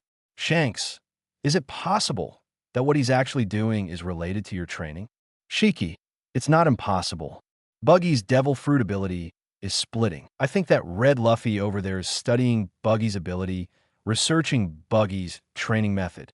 Frankie, studying directly on Buggy's body. Why does it sound a bit tragic, haha? Roronoa Zoro. Although it's a bit tragic, it's for Buggy's own good. It doesn't matter if it's a bit tough, because Buggy is a user of the splitting fruit ability. The dozen or so severed forearms are all floating in the air. Luffy pointed to two of them and said, "Put these two together." Although Buggy was very unhappy, he still did as he was told. When the two sliced forearms approached each other, they automatically became a whole. Luffy then said, "Separate the two forearms that were just put together." Idiot! Didn't I say it? Only the joints can be split passively. I can't split them apart actively.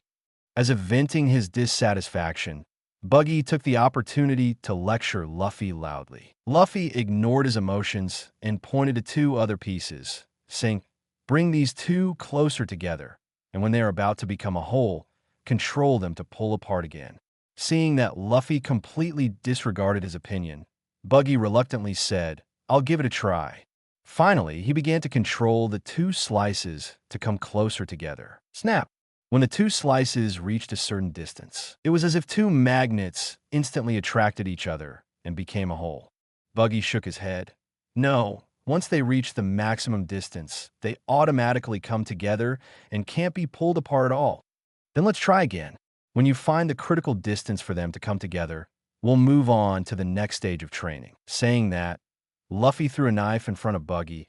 "I still have to train myself, so you handle the slicing." What? Looking at the knife thrown in front of him, Buggy felt like he was going crazy. Forcing me to train is one thing, but now I have to slice myself? This guy, he's not human at all. Chapter 45, Real Physical Attack, Ignoring Crane. The training method that Red Luffy gave Buggy seems quite good. Sengoku. Indeed, to be able to come up with a devil fruit training method in such a short time, his talent is truly terrifying. Borsalino.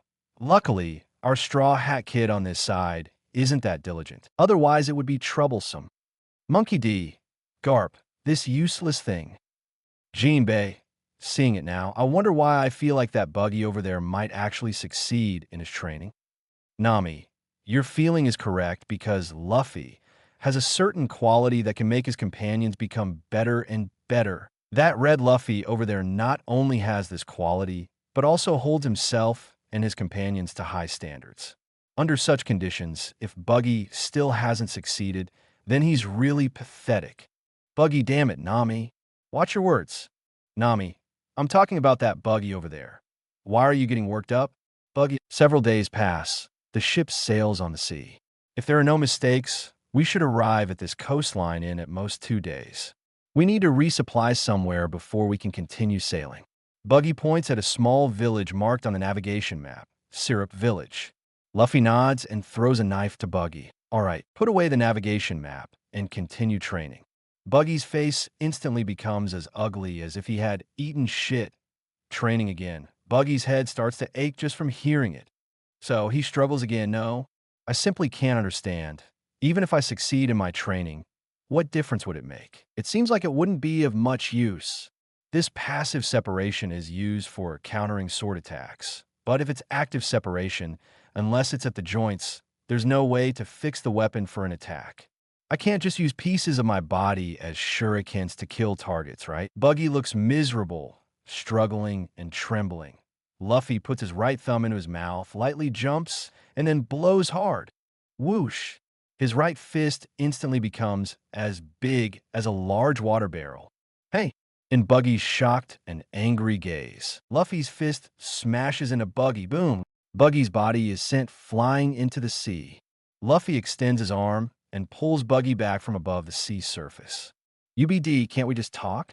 Why do you have to resort to violence? Buggy is about to explode with anger, but he can do nothing. Luffy gestures with his fist.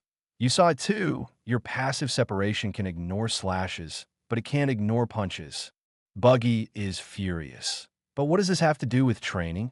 Even if I train to have active separation, won't I still get hit? Luffy shakes his head, walks to a corner, and takes a handful of sand from a sandbag, gently tossing it. Then he punched the pile of sand. His fist went through the sand, which fell to the ground. Although it scattered, it was still sand.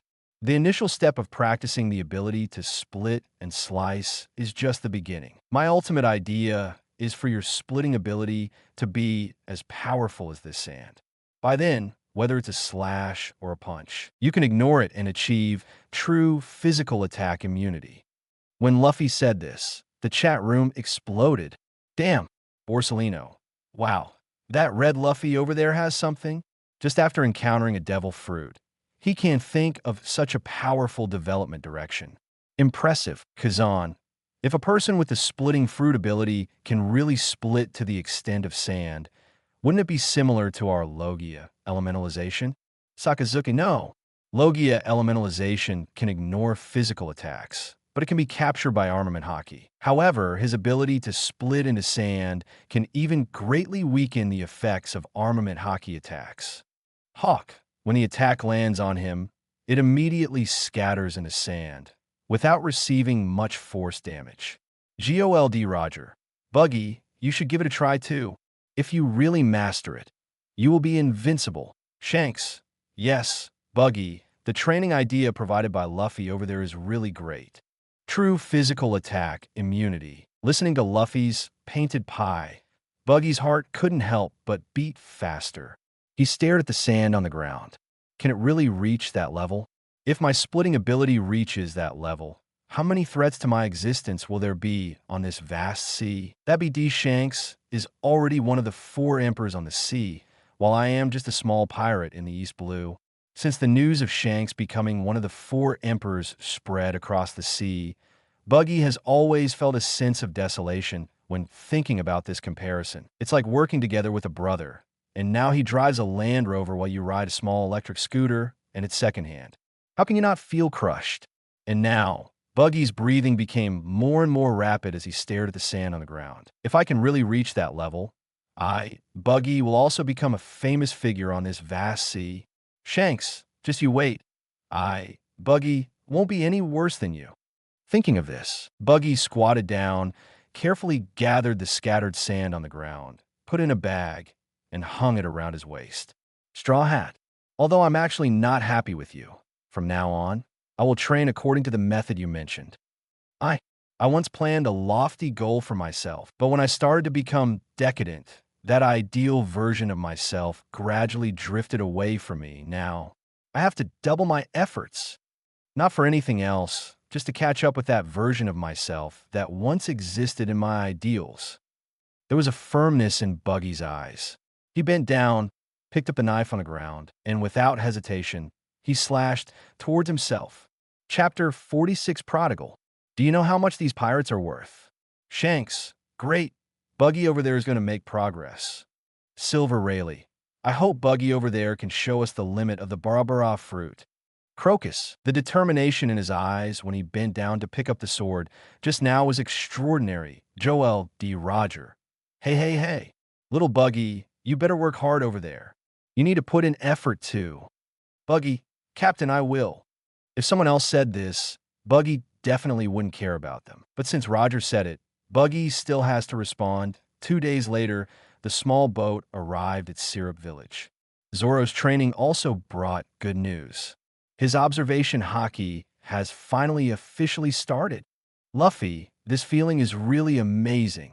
After officially starting his observation haki, Zoro seemed to have opened a door to the new world. Compared to now, he felt that his previous battles were like being a blind and deaf person. Now, he is a person with all 5 senses intact. Encountering fellow pirates. As soon as the 3 of them docked the small boat, Buggy turned his head and saw a pirate ship emerging from the cliff on the other side, heading towards them. Zoro looked at the scene around him and frowned. These pirates, how did they come to such a remote place? Luffy casually said, maybe they're just passing by. Let's not bother with them. Let's go buy supplies in the village. The 3 of them got off the boat and walked up a long slope. Hey, stop! A pirate wearing a cat mask jumped down from the pirate ship and stood in front of Luffy and the others. He looked arrogant, sneering at the 3 of them. Seeing the Jolly Roger of our Black Cat pirates, you still dare to move around? Did you think you could just leave? With the Black Cat pirates' pirate ship docking, A large number of pirates wearing various cat masks and cat paws rushed over and surrounded the three of them. What's going on? Didn't the captain tell us to hide and wait for his message? What are you guys doing? The crowd of pirates parted, and a man in a suit with heart-shaped glasses walked over. This is Zhang Ao, the vice captain of the Black Cat Pirates. Vice captain, we were planning to hide here, but we ran into these three people.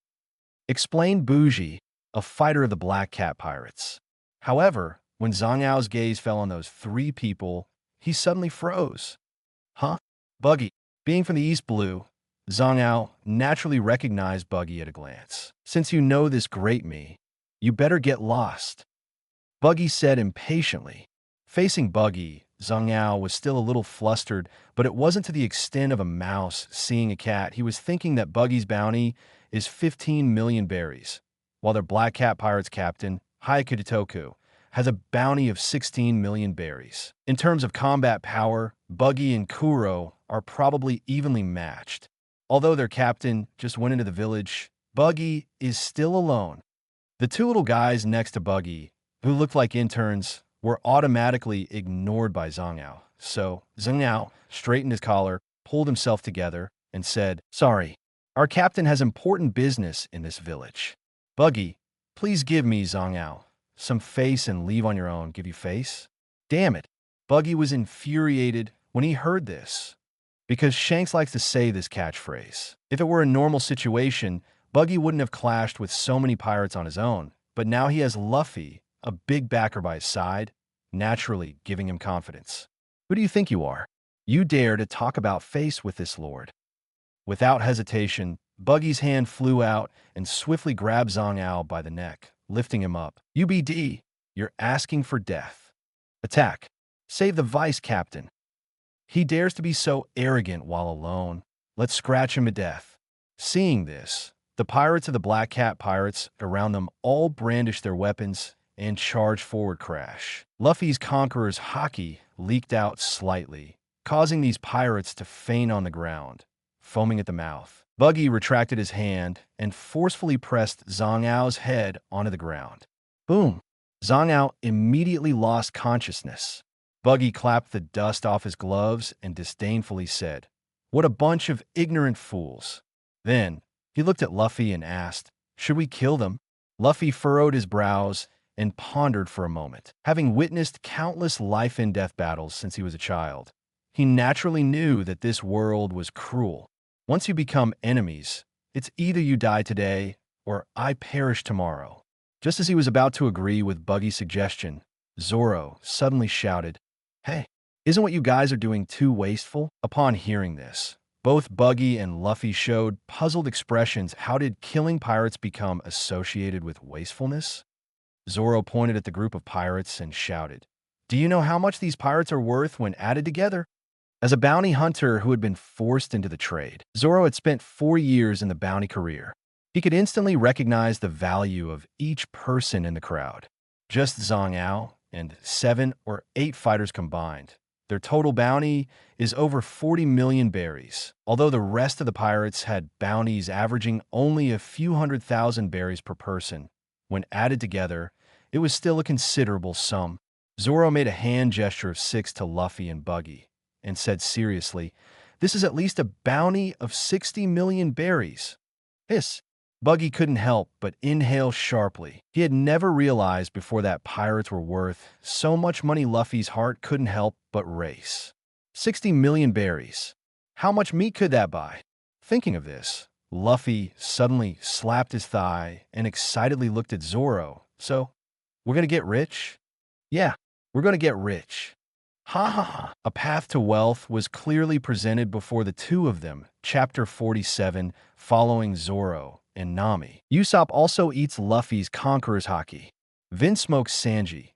Green Algae Head, you're quite skilled at this. Roronoa Zoro. Idiot curly brow. Isn't that a reasonable approach? Nico Robin. Ahaha Zoro over there isn't wrong. If we were to kill that large group of pirates, there would be no benefits. Instead, selling them to the Marines would maximize our profits. Nami. That's right. It's over 60 million berries. I couldn't even save up that much in 8 years. Ah, Why didn't we do this back then? So much money. So much money. Usopp, where would pirates sell other pirates? If we went to the marine base, they would definitely capture us too. Nami, alright, well I feel better now. Monkey D, Luffy, I'm not a pirate over there yet, so it seems fine to exchange pirates for bounties, right Roronoa Zoro? That's right. With me, the bounty expert, this will definitely be done beautifully. Ding, entering the prize questions section. At this moment, a question appeared on the big screen. Question, how much total bounty did Luffy and the others exchange for these pirates? A. 91.5 million berries. B. 79 million berries. C. 72.3 million berries. D. 65 million berries. E. 60.9 million berries. GOLD Roger. Oh, another question. Too bad I got the previous one wrong. I have to carefully consider this one. Rox D. Zebek. What the hell kind of question is this? Just a row of numbers. It's all guesswork. Shiki. There's no way to analyze this question. Only rely on luck. I'll wait for the next one. Charlotte Linlin. I didn't answer the previous question. I'll just guess this time. Kaido. I can guess too. Sengoku. I got the previous question right. There's still a chance to guess on this one. Maybe I can get another reward. Rox D. Zebek. You're dreaming. Sengoku. Hee Rox, envy me. Rox D. Zebek. I envy your grandpa. Amidst the chaotic arguing in the chat room, the 5-second penalty protection period for answering the question passed Sengoku. I choose D. Zoro just said that these pirates are worth at least over 60 million berries, and option D is the closest. Charlotte Linlin. D. I also think it's the answer. Oshoku. D. Kaido. You. I was about to choose D too. Achiku. Stupid Kaido. Who would give you the reward that's already in hand? Kaido. Just wait. I'll twist off your dog head sooner or later. Tsuru. I'll choose E. Gion. Keiki. Don't just stand there. If you didn't answer the previous question, you can guess on this one. Don't waste the opportunity. Gion. Alright, I'll choose E too. It's also possible. Keiki. E. I'll go with Gion's choice. Sengoku. Kazan, you can't just sit on your answer opportunity. Guess randomly. After several consecutive questions, Sengoku had already noticed some clues these questions and answers, with only a few clues, are almost impossible to deduce the correct answer with 100% certainty. Instead of waiting for the next question, it's better to just guess. Because the next question is probably also one that cannot be determined with a high probability. Kazan, C. Borsellino, then I'll choose B. Sakazuki, C. Jaguar D. Sol, A. Trafalgar Law, choose C. Usopp, B. Just guess. Tony Chopper, A. I'll guess too. Don Quixote da Flamingo, A. Since it's all guessing, it doesn't matter if I guess every other question. Monkey D. Dragon, B. Hee. Even someone who claims to be a god has to participate in the quiz. Jaguar D. Sol, it's not your turn to manage this matter. Bello Betty. What an attitude. Let me guess, you 5 old men are now being suppressed by the observation system and can't do anything. Lindbergh. Used to calling yourselves gods, but now that you've encountered real deities, how are you being manipulated? Ha ha ha. It's really funny. Macaris Maz Saint. Stop gloating. You Revolutionary Army insects are just bugs living in the cracks. You're still alive because we can't be bothered to deal with you seriously. Emporio Ivankov. Haha. You only dare to be arrogant behind the screen. You fools from the Revolutionary Army. As the 5 elders, the Revolutionary Army, and the top brass of the Marines all left the scene one after another, the chat room quickly turned into a high-level verbal battle. No one else spoke and happily enjoyed the show. Luffy and his 2 companions found a rope on the Black Cat pirate's ship and tied all the pirates together. It must be said that Zoro is indeed an experienced bounty hunter. His method of tying people up is quite impressive. These pirates are divided into groups of 5, with everyone's hands tied behind their backs and then tied together. Even if they wanted to escape, they couldn't run quickly. You're quite professional at this. Buggy looked at the groups of pirates tied up in front of him and couldn't help but give Zoro a thumbs up. Zoro smiled and said, "It's just something I've accumulated over time. Nothing special. After driving all these pirates to the bottom of the ship, Luffy released his Conqueror's Haki again, giving them a physical hypnosis. Based on the amount of Conqueror's Haki controlled by Luffy, it was definitely no problem for these pirates to sleep for 10 hours collectively. Returning to the shore, Zoro pointed his finger at the cliff above the hill. Someone ran away from there just now. Not bad. It seems like your observation haki is not only at the beginner level, but also built on a solid foundation. Luffy smiled and nodded. That should be just a villager who came here to play. He was lying there watching the whole process and has now run back to the village. Hearing this, Zoro frowned slightly. What if that guy goes back to the village and spreads rumors? What if the villagers mistake us for bad guys? Luffy thought for a moment and nodded. Makes sense. Then let him take a little nap. Conqueror's Haki was instantly released. The powerful deterrent force formed a line and instantly crossed the hill in front, catching up to a teenager holding a slingshot. Bang! 16-year-old Usopp's eyes rolled back, and he fell to the ground. Chapter 48 Crow? Which one are you singing? Cool. When Usopp, who had just appeared on the screen, was knocked down by Luffy's Conqueror's Haki without saying a word, the audience couldn't help but burst into laughter. Scratchman-a-poo. A babababa. Is that Straw Hat Kid treating Conqueror's Haki as a mark of friendship? As long as they're his teammates, he uses Conqueror's Haki on them first. Trafalgar Law. Haha. I was just about to say that this is hilarious. So far, except for the captain of the Straw Hat Pirates, all the members who have appeared have fallen victim to the captain's Conqueror's Haki. Kid Eustace, but Buggy didn't get hit, right? Capone Beach, so he's still not Luffy's ally. Kid Eustace, Vinsmoke Sanji. Poor Usopp, he got knocked down right after appearing Renoa Zoro. Compared to me and Nami, he's definitely unlucky Usopp. Damn it, Zoro. How dare you say that? If it weren't for your lousy idea, Luffy wouldn't have used Conqueror's Haki to knock me out, would he? Nami, ahaha, that's the Zoro over there. Don't blame our Zoro. Vinsmoke Sanji, Nami-chan, don't defend that idiotic mosshead Roronoa Zoro. Shut up, stupid curly brow. Tony Chopper, that's so unfortunate. It'll be my turn soon, too. I hope I won't get knocked out as well. Vinsmoke Sanji, huh? It seems like it's my turn next. I really don't want to look like a fool foaming at the mouth. Luffy, Zoro, and Buggy walk up the hill and soon see Usopp lying on the ground. Luffy, seeing this, flips Usopp over and places him on the grass in a sleeping position. They arrive in a small town and start buying supplies. Because of Luffy, their main purchases are meat. Dear customers, our shop has limited supplies, so this is all we can sell to you. I still need to run my business. The restaurant owner hands a large package of cured meat to Luffy with a smile on his face.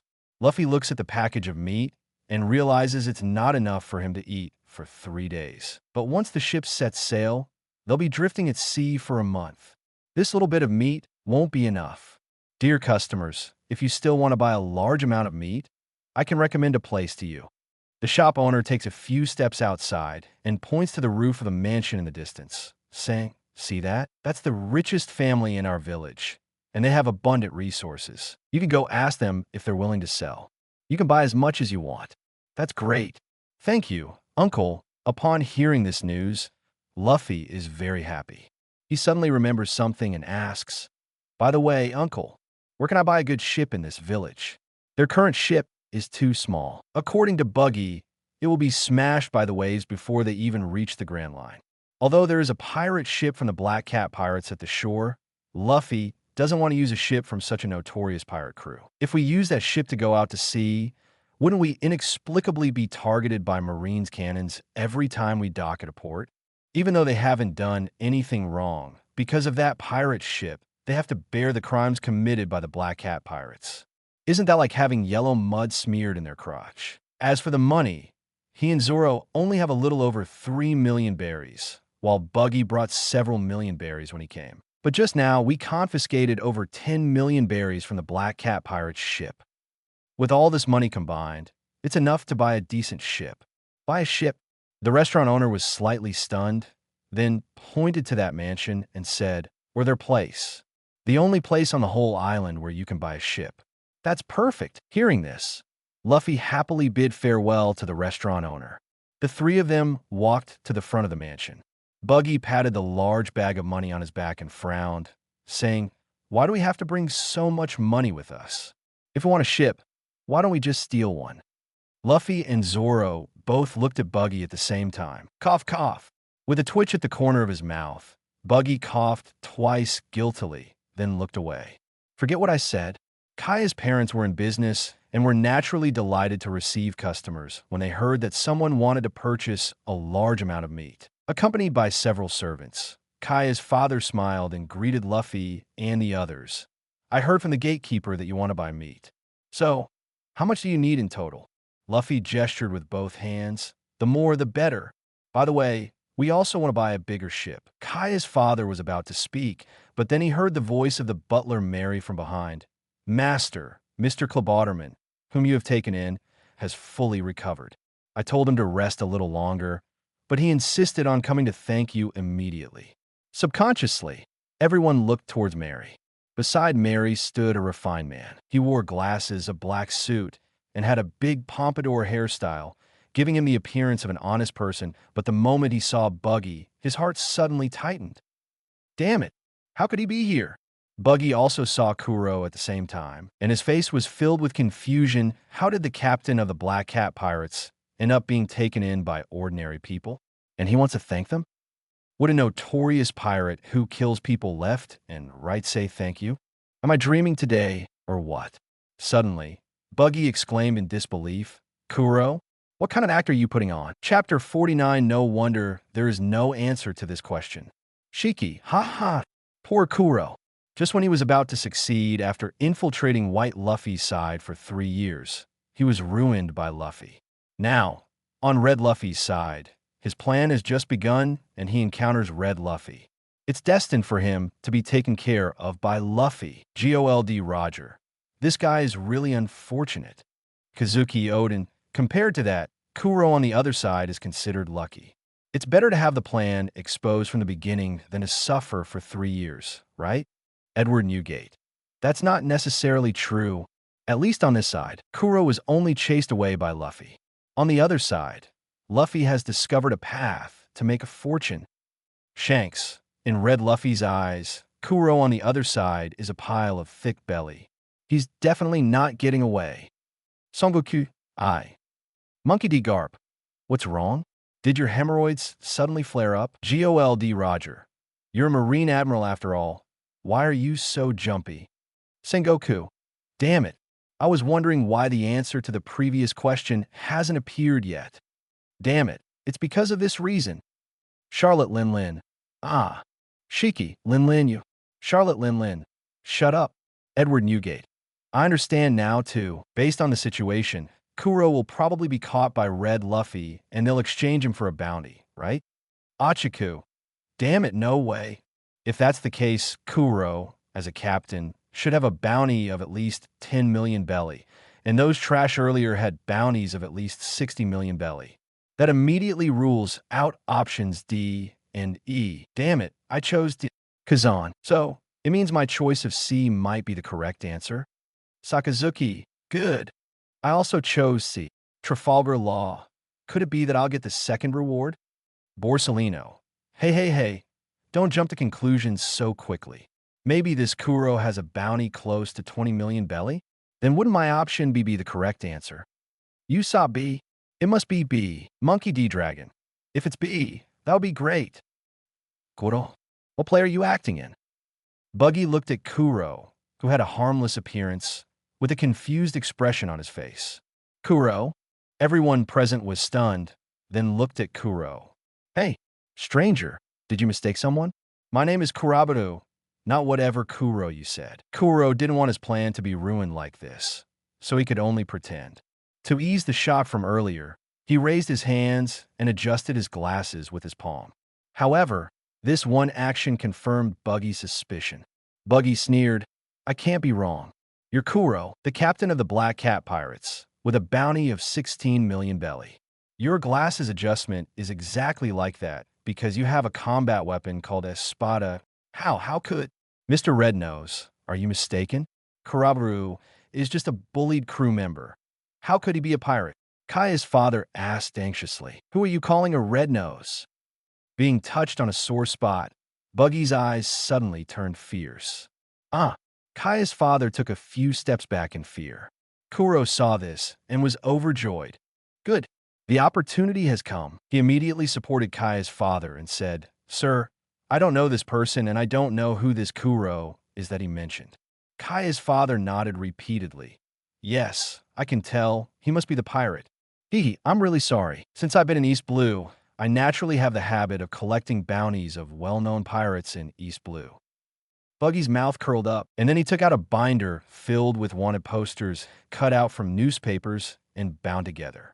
He casually flipped through a couple of pages and found Kuro's wanted poster, then turned towards Kaya's father and said, Here, take a look for yourself.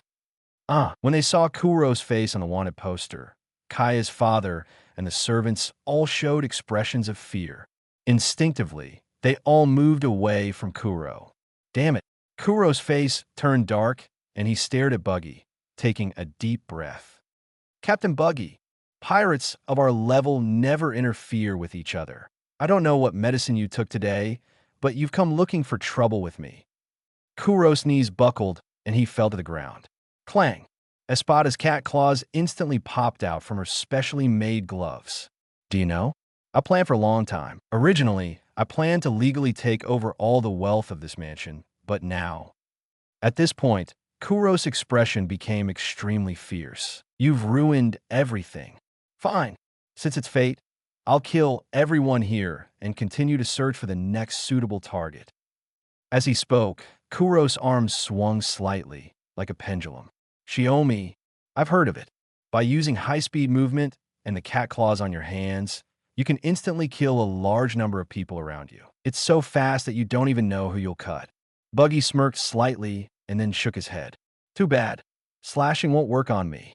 Whether it works or not, you won't know until you try. Shiomi, with a low roar, Kuro's figure instantly disappeared from where he was. Boom! With a loud crash, Kuro hit the wall and then slowly slid to the ground like a piece of mud. Sorry, it seems like I broke your wall. Luffy retracted his fist and apologized to Kaya's father. Kaya's father was still in a daze. He didn't see any of the fighting process. He only knew that Kuro wanted to kill them all, and then he passed out. But when he saw Luffy retracting his fist, he could guess that this guy with the straw hat had taken action. Only then did he react and quickly said gratefully, Thank you. Thank you for saving us. It's nothing, just a small favor. Luffy smiled slightly and then looked at Zoro. Quick, this guy is worth 16 million. All right, Zoro smiled knowingly, a chance to make money. Chapter 55 Bailey bought the Mary. Sengoku. How despicable. Just as I suspected. Rocks D. Zebek. Seeing Sengoku the old dog like this makes me happier than receiving a reward myself. Sengoku. Get lost. Kazan. If we calculate it like this, our bounty's 72.3 million berries must be incorrect too. Sakazuki. We were so close. Borsalino. No worries, I'm still here. With my 60 million berries, plus 16 million berries, it's definitely option B. Usopp. That's great. I also chose option B. Monkey D. Dragon. Option B is 79 million berries, while option A is 91.5 million berries. So it must be option B. Emporio Ivankov. That's fantastic. Congratulations, leader. Bello Betty. I wonder what kind of reward the leader received, Lindbergh. No matter what the reward is, it will surely elevate the leader's strength. Monkey D. Luffy. Usopp also received a reward. That's awesome. Nami. I hope everyone in the Straw Hat Pirates gets a reward too. To express their gratitude to Luffy and the others, Kaya's parents prepared a lavish banquet to thank them. The supplies they originally planned to purchase were generously given to them by Kaya's parents. You guys want to buy a ship? Hearing Luffy's request, Kaya's father called the butler Mary over. Aren't we currently building a ship? Yes, sir. Last month, you mentioned that the trading fleet needed an additional ship, so I personally designed the Mary Go. It will be completed in 3 days at most, the butler Mary replied. Hearing this, Kaya's father's face showed a satisfied smile. Then, he asked Mary to bring the Marigo's blueprints and place them in front of Luffy. He held Luffy's hand and generously said, "The Marigo will be finished in 3 days, and you happen to need a ship. It seems that you and the Marigo have a special fate." "Really? That's great." A new ship is about to be completed, and Luffy is extremely excited. After all, who would like secondhand goods? "Uncle, how much does this ship cost?" "Name your price." "I have over 20 million berries on hand, and if it's not enough, I'll go collect the bounties from those pirates and pay you later." With money in his pocket, Luffy speaks with confidence. Kaya's father extended his right hand and spread out his 5 fingers. 50 million berries? Seeing this number, Buggy immediately frowned. To be honest, this price is definitely expensive. The other party extended 5 fingers, so it couldn't be 500,000. From the blueprints, the value of this ship is at least 30 million berries or more. All right, 50 million it is. Luffy has no idea about the price and happily agrees. Seeing Luffy's business talent, Kaya's father chuckled. No, no, no. It can't possibly be 50 million. Is it 500,000? Buggy beside him opened his mouth wide. Wow, this is too cheap. However, thinking about how Luffy just saved the other person's life, this might be their way of expressing gratitude. But this discount is really too exaggerated. It doesn't even cover the cost. Kaya's father smiled and said, "No, it's 5 berries." 5 berries. Luffy, Zoro, and Buggy all widened their eyes at the same time. Kaya's father smiled and said, "Ahaha, this ship is priced at 5 berries. If you want this ship, you'll have to spend 5 berries to buy it." "Great, I'll buy it." Luffy decisively took out a 5-berry coin. "Condish, what's the difference between this and a gift? It would have been fine to just give it directly. Is this person crazy?" Capone Beej, "Yeah, it's really unnecessary." Gold Roger, "No, this is sincerity." Luffy spending money means that he bought the ship, and it completely belongs to him. I guess this merchant gentleman hopes that Luffy will cherish this ship. Edward Newgate, "That's right. Something given by someone else will always be tied to them. But if you buy it, the bond of this ship will be completely in the hands of the Straw Hat Kid." Rox D, Zebek, "You're right. When I was around, I plundered countless treasures, but the only pirate ship I spent money to have it made. Because it would take 3 more days for the Going Merry to be ready, Luffy, Zoro, and Buggy took the Black Cat pirate ship to the nearby marine base, the 77th branch. During this time, of course, only Luffy and Zoro went in. Buggy, as a famous East Blue pirate, shouldn't show his face at the marine base. Commodore Pudding Pudding, the base commander, was stunned when he saw the two of them bringing in so many pirates. He quickly had someone bring the bounty list to check after some calculations. "Thank you very much for your righteous actions. The total bounty of 91.5 million berries is all here." Commodore Pudding Pudding patted the large treasure chest containing the berries and smiled happily. "What?" When this scene appeared, the chat room exploded. Borsalino, "Hey, what kind of joke is this? How did it end up being so much?" Usopp, my reward is gone." Monkey D Dragon, "Damn it." Rox D Zebek, this is hilarious. This is what they call going from extreme joy to extreme sorrow." Usopp, Zoro, "What kind of math skills do you have? You estimated over 70 million berries for the pirates, but it turned out to be over 60 million? We were all misled by you." Borsalino, "It's all this guy's fault. I was also led astray by his over 60 million. Don Quixote Doflamingo, "Wait, does this mean I'm getting a reward?" Fufu, Tony Chopper, "Wow." Luffy, Usopp, "I'm getting a reward too." Jegalucia Satanikia McDowell, "I didn't expect my answer to be correct. Quite interesting." Ding. The top 3 winners of the prize quiz with the correct answers are Jegalucia Satanikia McDowell, Tony Chopper, and Don Quixote Doflamingo. Congratulations to the 3 of them for winning the rewards. Congratulations to Jegalucia Satanikia McDowell for winning the reward of being 15 years younger. Congratulations to Tony Chopper for winning the reward of a Hulk-like physique. Congratulations to Don Quixote Doflamingo for winning the reward of Bloodline Limit. modified, line release. Chapter 51 Doflamingo. I just ran away. Jaguaruja Satan. What a lousy reward. Seeing the reward he received, Jaguaruja Satan couldn't help but frown. Although being 15 years younger is considered a decent reward for him, but judging from the rewards that those people just received, the 15 years younger reward can only be considered the worst among the many rewards. Moreover, when Jaguaruja Satan learned that he was about to receive the reward just now, a hint of ambition secretly rose in his heart. Although he is now esteemed as one of the 5 elders, representing the highest authority in this world. But what people don't know is that behind the 5 old men, there is still the supreme I'm Sama that is the only existence that can sit on the throne at the pinnacle of the world. Has Jaguaruja Satan never thought about going for that throne? He has. Not only has he thought about it, but he has thought about it intensely. But in this world, everything is determined by strength without strength. Even just thinking about it in his mind has to be done secretly. If the reward just now could give him a super powerful ability, allowing him to possess a strength greater than I'm Sama, that would be so great. In the midst of power struggles, Jaguaruja Satan secretly sighed. It seems that he can only wait for the next opportunity. Ding! Because the Hulk's physique is a magical thing from Otherworld, special remarks are made. Hulk's physique remarks has strength, speed, endurance, and recovery ability far surpassing humans. Its abilities are related to its own emotions. The angrier it gets, the stronger it becomes, with no known limit. Hulk possesses extremely strong regenerative and survival abilities. Most vital organs can regenerate and recover even if destroyed.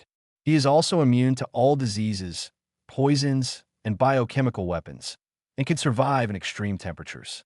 Additionally, he can increase the pressure in his lungs in various situations, breathe underwater at any depth, and move at super speed.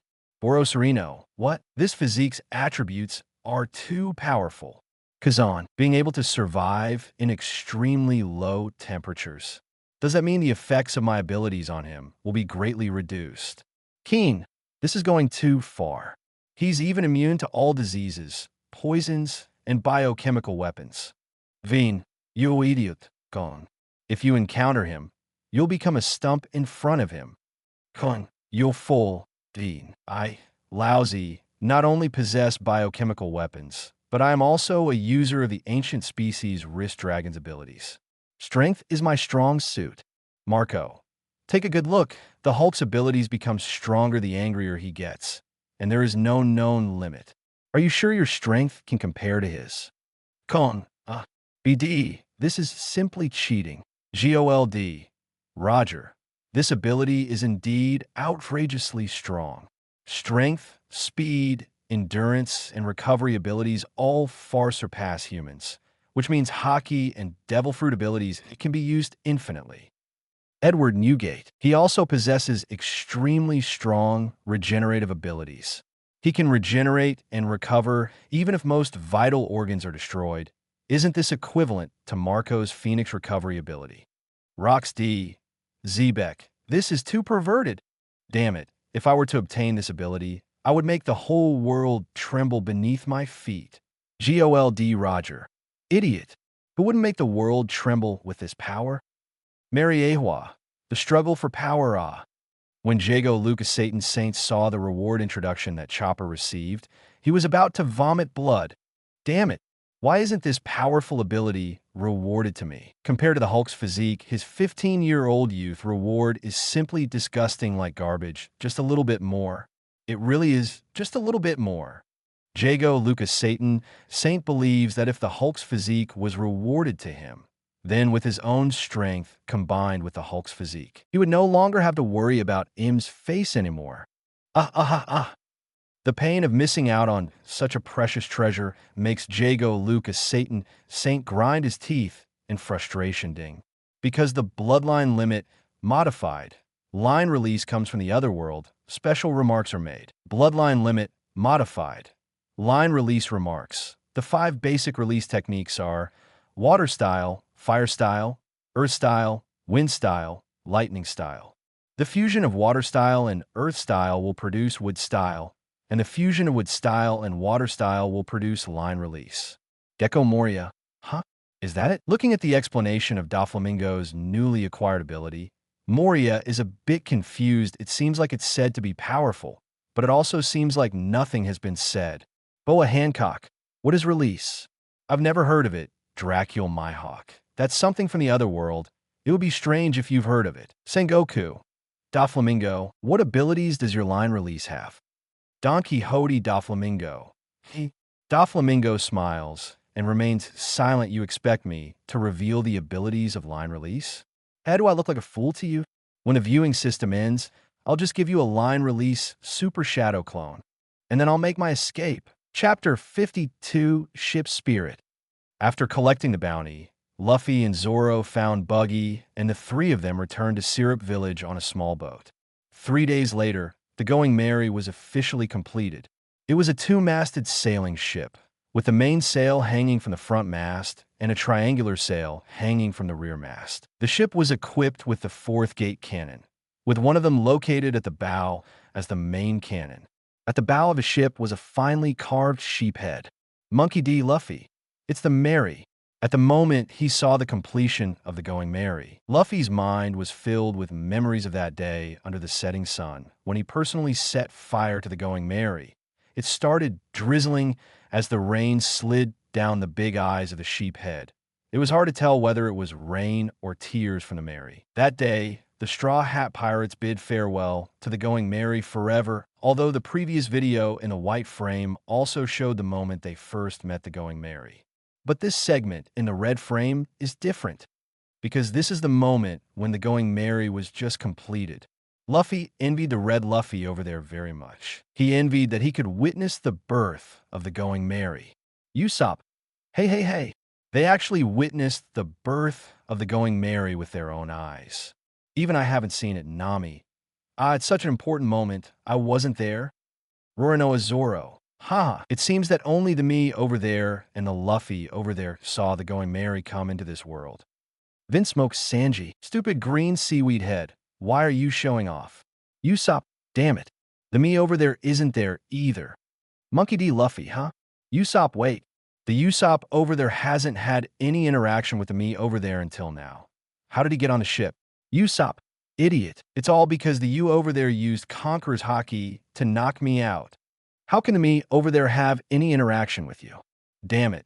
Does the me over there not become everyone's crewmate? Usopp started to worry. Although the Nami over there was thrown by Luffy, she still had a chance to get on the ship because they should pass through Kokoyashi Village later.